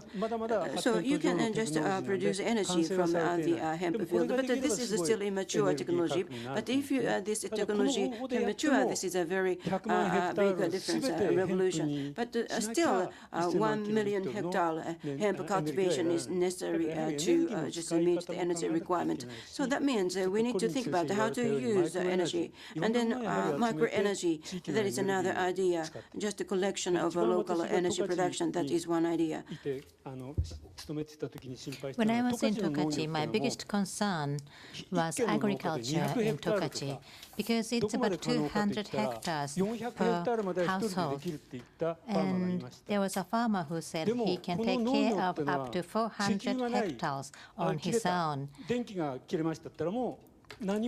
But if there is no energy, there is no agriculture, because all the things are mechanized. But talking about the long time ago, everything was done with horses, and 20 to 30% of the land were used to grow the feed of horse. Therefore, if the farmers use 10% of their land to grow hemp for energy use, then that will make self-sufficient farming possible in Hokkaido. So if everything goes well, as far as agriculture is concerned, Hokkaido can become energy independent. We still have 30 minutes. I'm sorry that we haven't had any breaks so far, and everyone should be so tired, but the panel members are so distinguished members, so we would like to continue on for another 30 minutes. I was thinking about having Q&A session, however, the time is limited, so I want to ask you to make the final comments one by one. And it's, again, really a significant thing that we have this meeting here in Kyoto by inviting those significant people. I think this is a sign that we are going to make a very big movement around the world. So this is the starting point, I think, starting point of a big change to come. International collaboration 軸に around した hemp. 新しい世界を作っていくムー With ブメント hemp, の we want to make 進 a め方、 movement 提案などがあれば、 around the ぜ world. ひ So 最後の if you can make a 2分ぐらいになる、 proposal 1 on 人2分 how ぐらい we になると can 思うんで make す a けど、その change, 中に maybe それ 2 を minutes for 含めてい each ただけたら person, 嬉しいです。 if you can talk about じゃ how あ、we can make こちらからでい change いで with すか？ hemp. 順番にお願いします。A few years ago, I met a young farmer from Okinawa who grows sugarcane. And he was trying to get a license to grow hemp because he said he could, after the cane, he could grow hemp and then cane again, so it would be very economic. But he also said a very interesting thing. He said hemp is so useful. He said particularly he knows that horses and pigs love it as a feed. It's so useful, he said, that I think we wouldn't even need money in the countryside because you can always use it for something and swap with something else. And as you know, the world problems today are caused by the monetary system.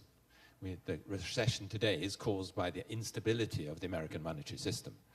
Without going into any further detail, if we can live to a larger extent without depending on the international monetary system, this is an extremely good idea. So that's another reason for supporting hemp.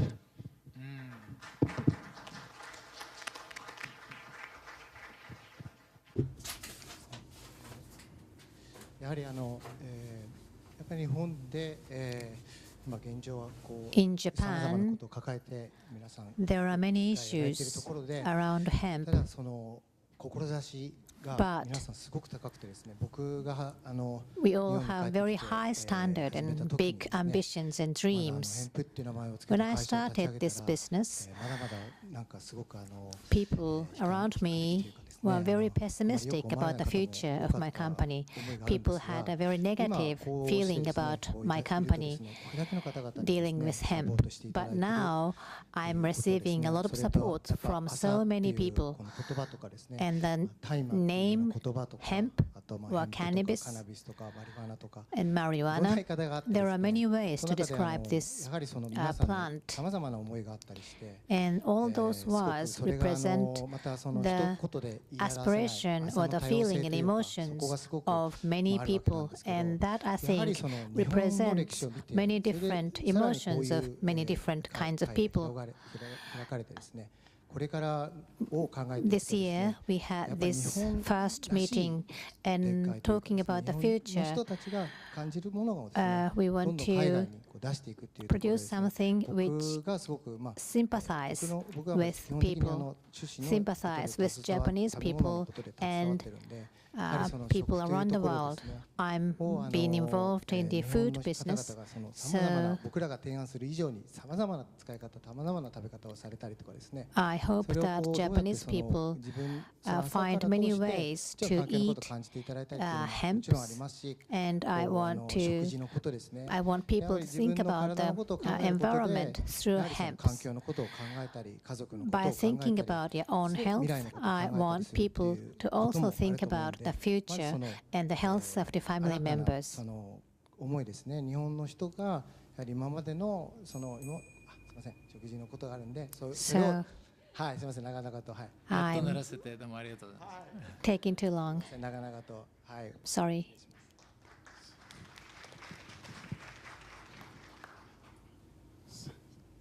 すみません、先製品をやってる立場から少し言わせていただきたいと思います。I want to うちの have 商 a 品で comment. 一番売れてる商品っていうのはですね、 The best-selling product in the ハンドケアの company 手 is 袋です。手が荒れて gloves 汚れても蒸れて気持ち悪くても because it's 痛い very という comfortable. 人がうちの手袋を使うと治ると If いう you こと have があったり rash します。これはまあそういうような話が on your hand, 医 you 療単 can 位の cure 話 them もあ by りますけれ using ども、繊維製 gloves. 品にも非常に力があるというふうに思ってお So り I まして、 think this is the power of 非常に hemp いろいろと product. 増えて、で私のこのモチベーションとしても悩んでる人がこのヘンプの服を And 着るとか、 it 繊維に raises 触れ my る製品 motivation に触れるこ when I とで see those 非常に people こ who うリ have ラック medical スされて、 problems 結果もその can 悩み heal が解決してい themselves くと by using my いうこと products. が非常に多い And と思 that っております。 really raises my これ motivation. があればあるほど、非常に私も頑張っていきたいなというふうに思っておりま With して、 that で私の motivation, そういうふ I う want に to make further 今 efforts. 後という意味ではですね、 And talking やは about り the そうい future, うやっぱりリラックス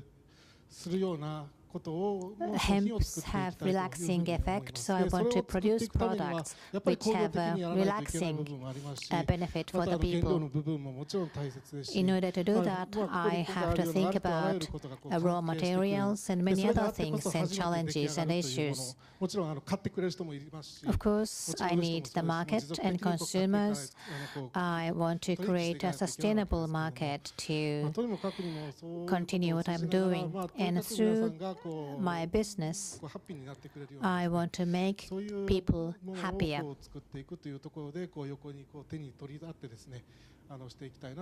That's what I want to do by joining hands with you.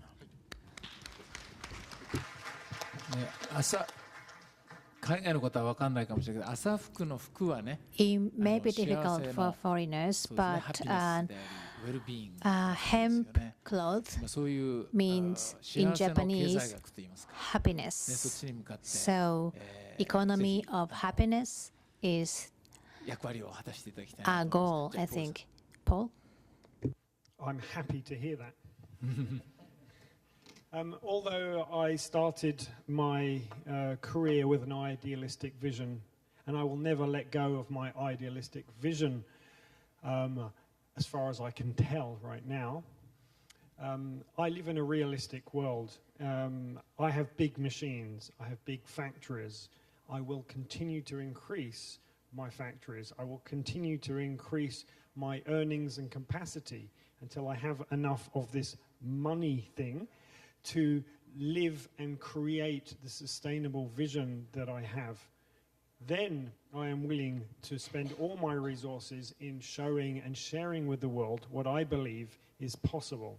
And that is what I would like to share with you here today, is that the best thing that we can all do is to make a change. And this starts on the national level. And within Japan, the things that I heard from Paul makes me consider maybe Japan doesn't need to follow the rest of the world. Maybe it doesn't need to follow Europe or America or anywhere else, in fact. Maybe Japan can take the whole hemp industry to another level. Maybe it can forget the THC limits and focus on actually the benefits of hemp and how we can do that in the best way possible. It's just an idea that I like to see, and maybe an idealistic idea. And in the meantime, we will work with legislation. We will not do anything illegal. We will, because we believe in where we're going enough to do it in the right possible way.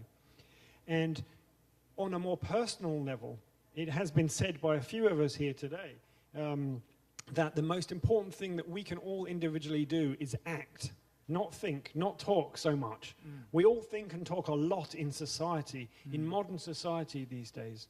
And if we remember how we used to be, we spend a lot more time just being and doing. And we can do this very simply by, if we believe in these ideas and ideals, is by going to the stalls outside that are held by these people here and support them. Because every little step does make a difference. By living and acting it in our own lives, others around us will learn and see. And that experience is far more than any books, any more information or communication that we could give. So thank you for listening, and I hope hemp can help you.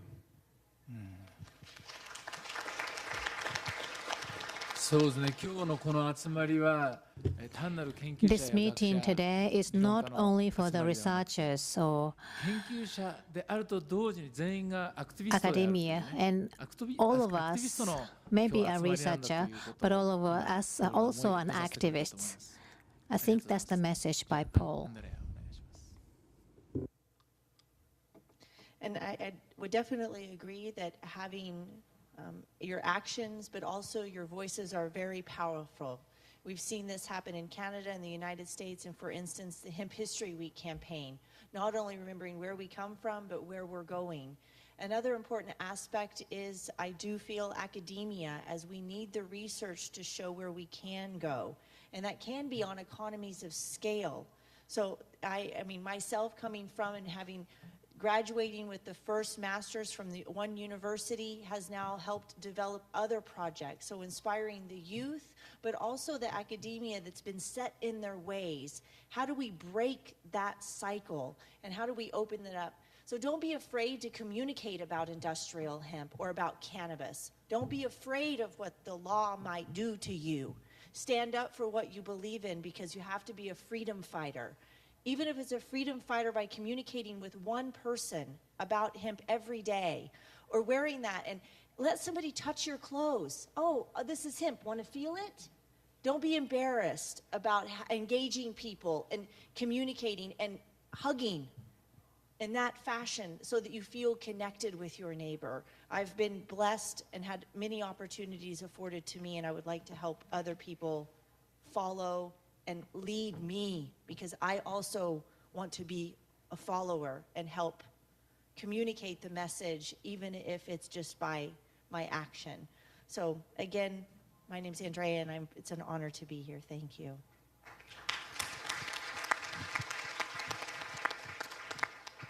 You know, I have been blessed to be able to help many sick and dying people in the United States get medical marijuana. And cannabis is a blessing to people who need it, whether they have cancer, whether they have glaucoma, whether they have a chronic pain condition. And it's been a blessing for me to be able to do that. You know, I think cannabis is truly a blessing to all humanity. And when we can share that blessing and not have to live in fear about a plant that is the oldest crop and the most productive crop, the world will be a much better place. You know, cannabis to me is a sacred bond between kindred spirits. It's something that we share socially. And I hope you can go out there and share the blessings of cannabis and help restore hemp. Thank you.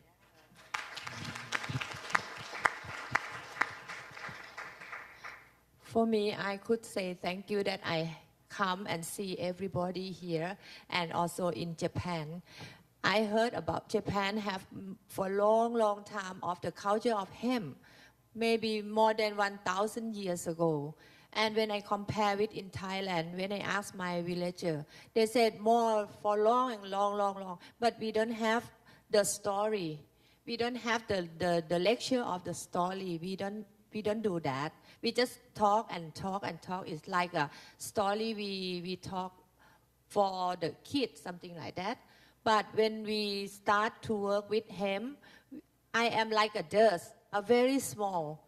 But when we come here, and I think global of hemp is connection. We must have connection like this. When we are a dust, small one, and when we come together, we like a hurricane outside. I think about that, and I believe that. And I just keep telling the people in Thailand or whoever work with me, I said, you are like a dust, but when we are together, we are like a typhoon or hurricane. Everybody will know and will come to see us in Thailand. And now, when I start hemp in Thailand, it's just a little bit, a few, like 1 rai, 2 rai is a very small and few. But now it's big and bigger. And the government will try to help us to control the seed, like THC that we talk about that. But for me, myself, I don't think about THC. I think about hemp. We can do hemp every day. And please use hemp in your usual everyday food, where is, and everything is hemp. That is help you and healthy. I never get sick and get the hospital because I use hemp every day. Thank you.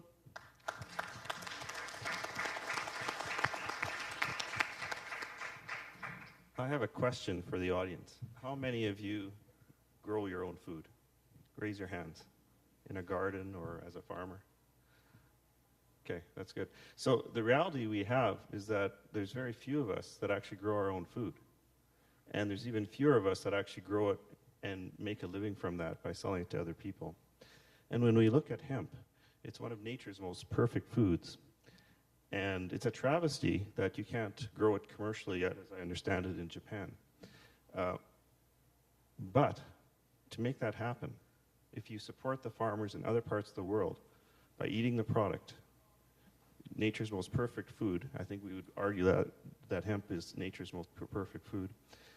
That'll put on political pressure and change here in Japan so that your farmers in Hokkaido and other parts of Japan can start growing food for you. And I think that should be the goal. And so as you support, as many of the panelists have said, as you support the hemp industry, whether it's food, clothing, fiber, energy, that puts political pressure on your government to change regulations. So thank you. It's a pleasure to be here.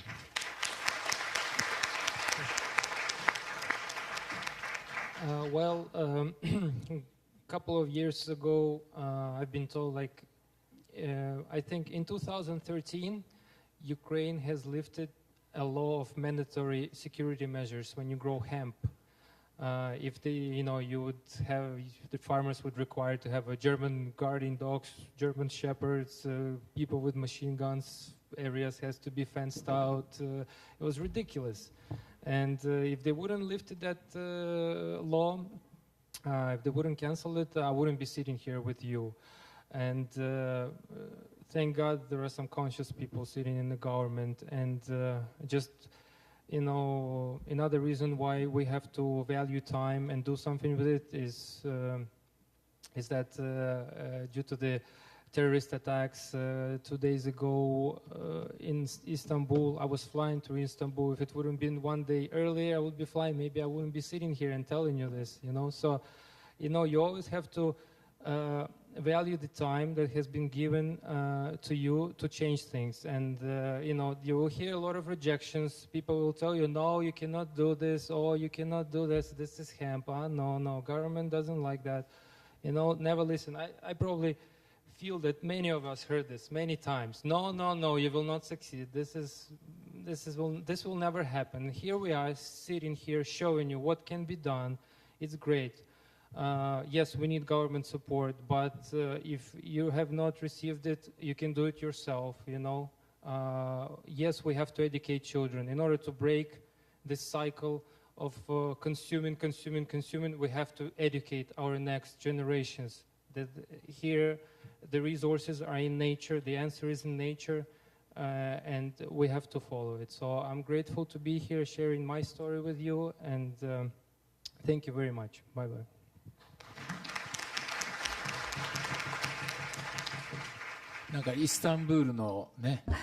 You mentioned Istanbul, so you were almost flying into Istanbul airport, and maybe almost near enough to that particular timing, but you escaped, and from that, you are lucky enough, and you are here, and we are very pleased that you are here with us today. So I was not originally engaged in that hemp cultivation. There were many factors which actually led me to this pathway. And for the past 2 or 3 years, and I have been working for hemp production. And because of that career, I am here. I feel very honored and deeply honored. Today, I have met many people from many different walks of life and also backgrounds. So given that understanding, I would like to think about what we can do. And I want you to think about what you can do.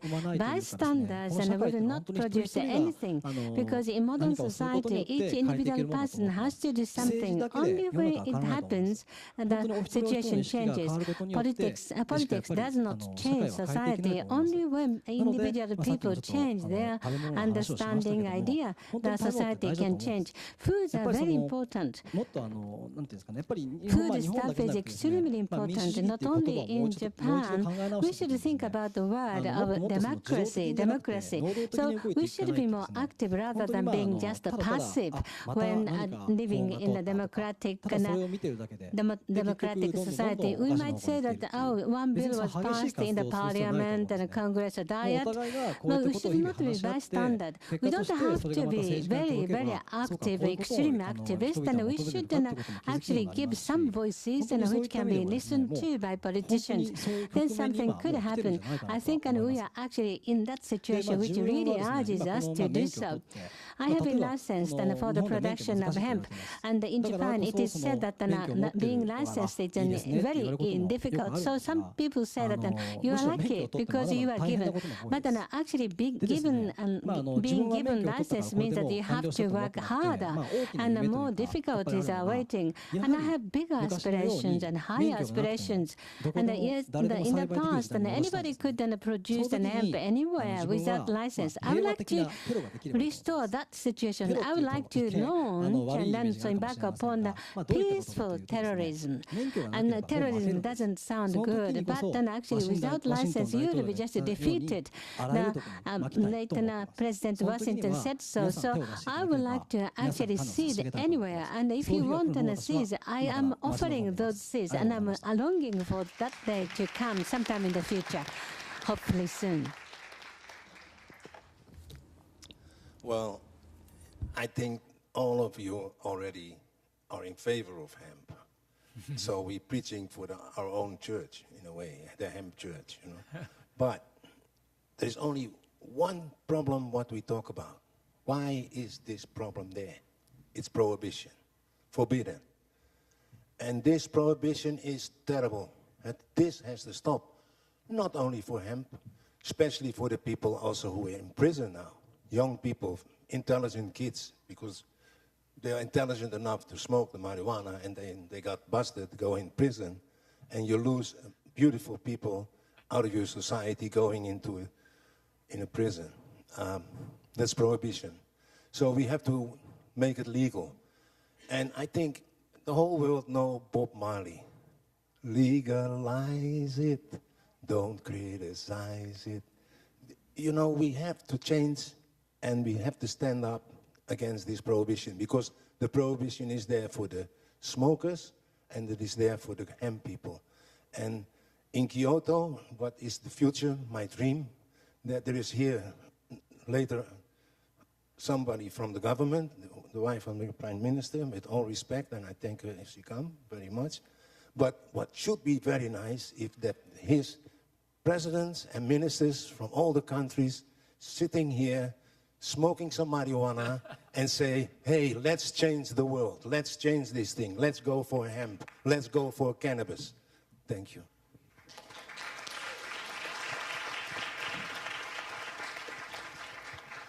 Yes,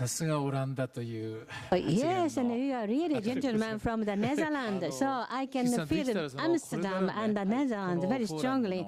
So if possible, so please look at us. It is a global international movement now. And could you please talk about your idea about how to advance that? I'm afraid that I might not have so many years for me.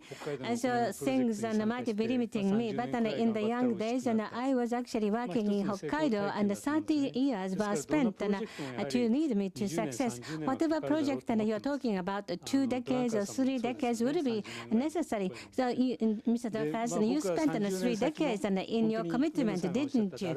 And so, Mr. Ueno-san is longing for the time when anybody can grow it anywhere. I might not be here in this world at that time when the situation arises like that. But in order to achieve that fascination, or maybe that aspiration, we need to think about what steps we can take in reality. So how can we take steps forward? Here, we are here. But there are people who are not here. In Japan, there are activists who have been engaged in the active movement 20 years ago, or since 20 years ago, or 30 years ago. For many reasons, they could not be here today. And I met many people through hemp.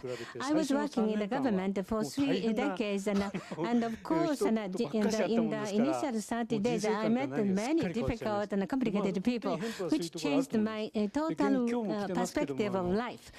And my super advisor, legal advisor, Mr. Moriyama and his wife are here. And last year, he moved to Hokkaido, retiring and living the life in Tokyo. They totally changed their life, and he actually created and helped us and create and foster a new CEO for our organization. Therefore, hemp has got a potential to change people and the society, but not everything is rosy and bright.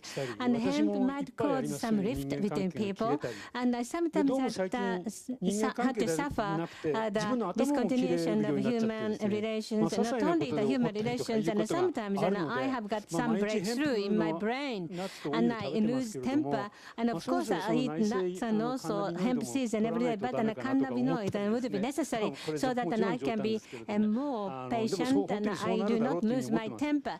But that would happen.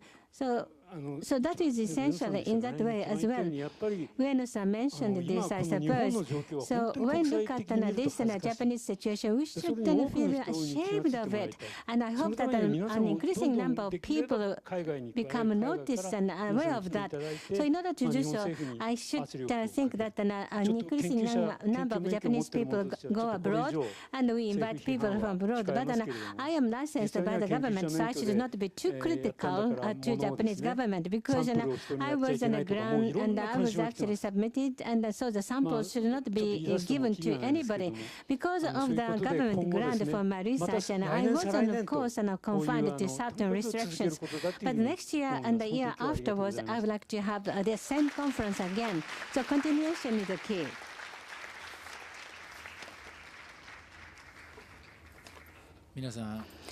Everybody, thank you very much for your inputs and advice. And my special thanks are addressed to the audience and who have been with us, and their commitment and support to all of us. Today's meeting and forum is actually the starting point, isn't it? So it should be continued next year, the year afterwards, in the subsequent years. The movement should evolve strongly, for which this forum can be the pivot and also the core, and also the very core and the starting point. We are thinking about the foundation to be created for the next generations to survive. We can never ever eat them up. We can never ever destroy this foundation so that future generations don't have any foundation.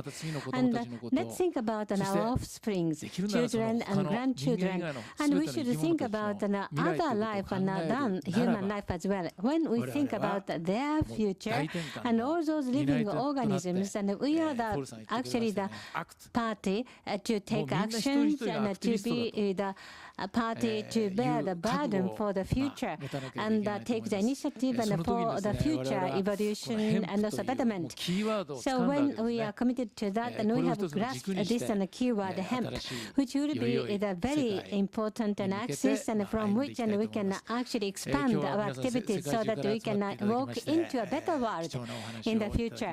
I deeply appreciate your very useful and also valuable comments and also input to us, and please let us make a big approach to them.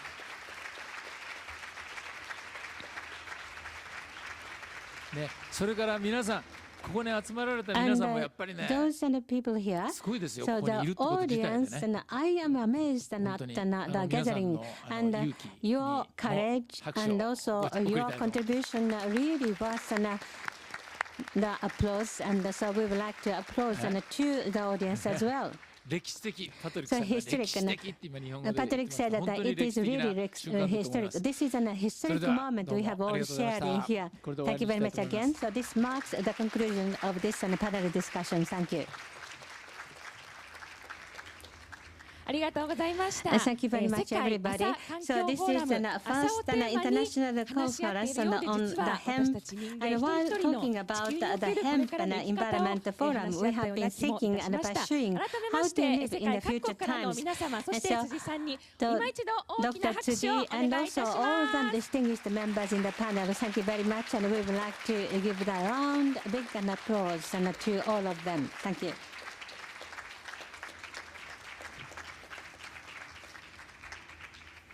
Thank you very much again. So we would like to have a short break before moving on to the last part of the discussion. Miss Abe, the Prime Minister's wife, is also joining us, which is our great pleasure and honor. Thank you.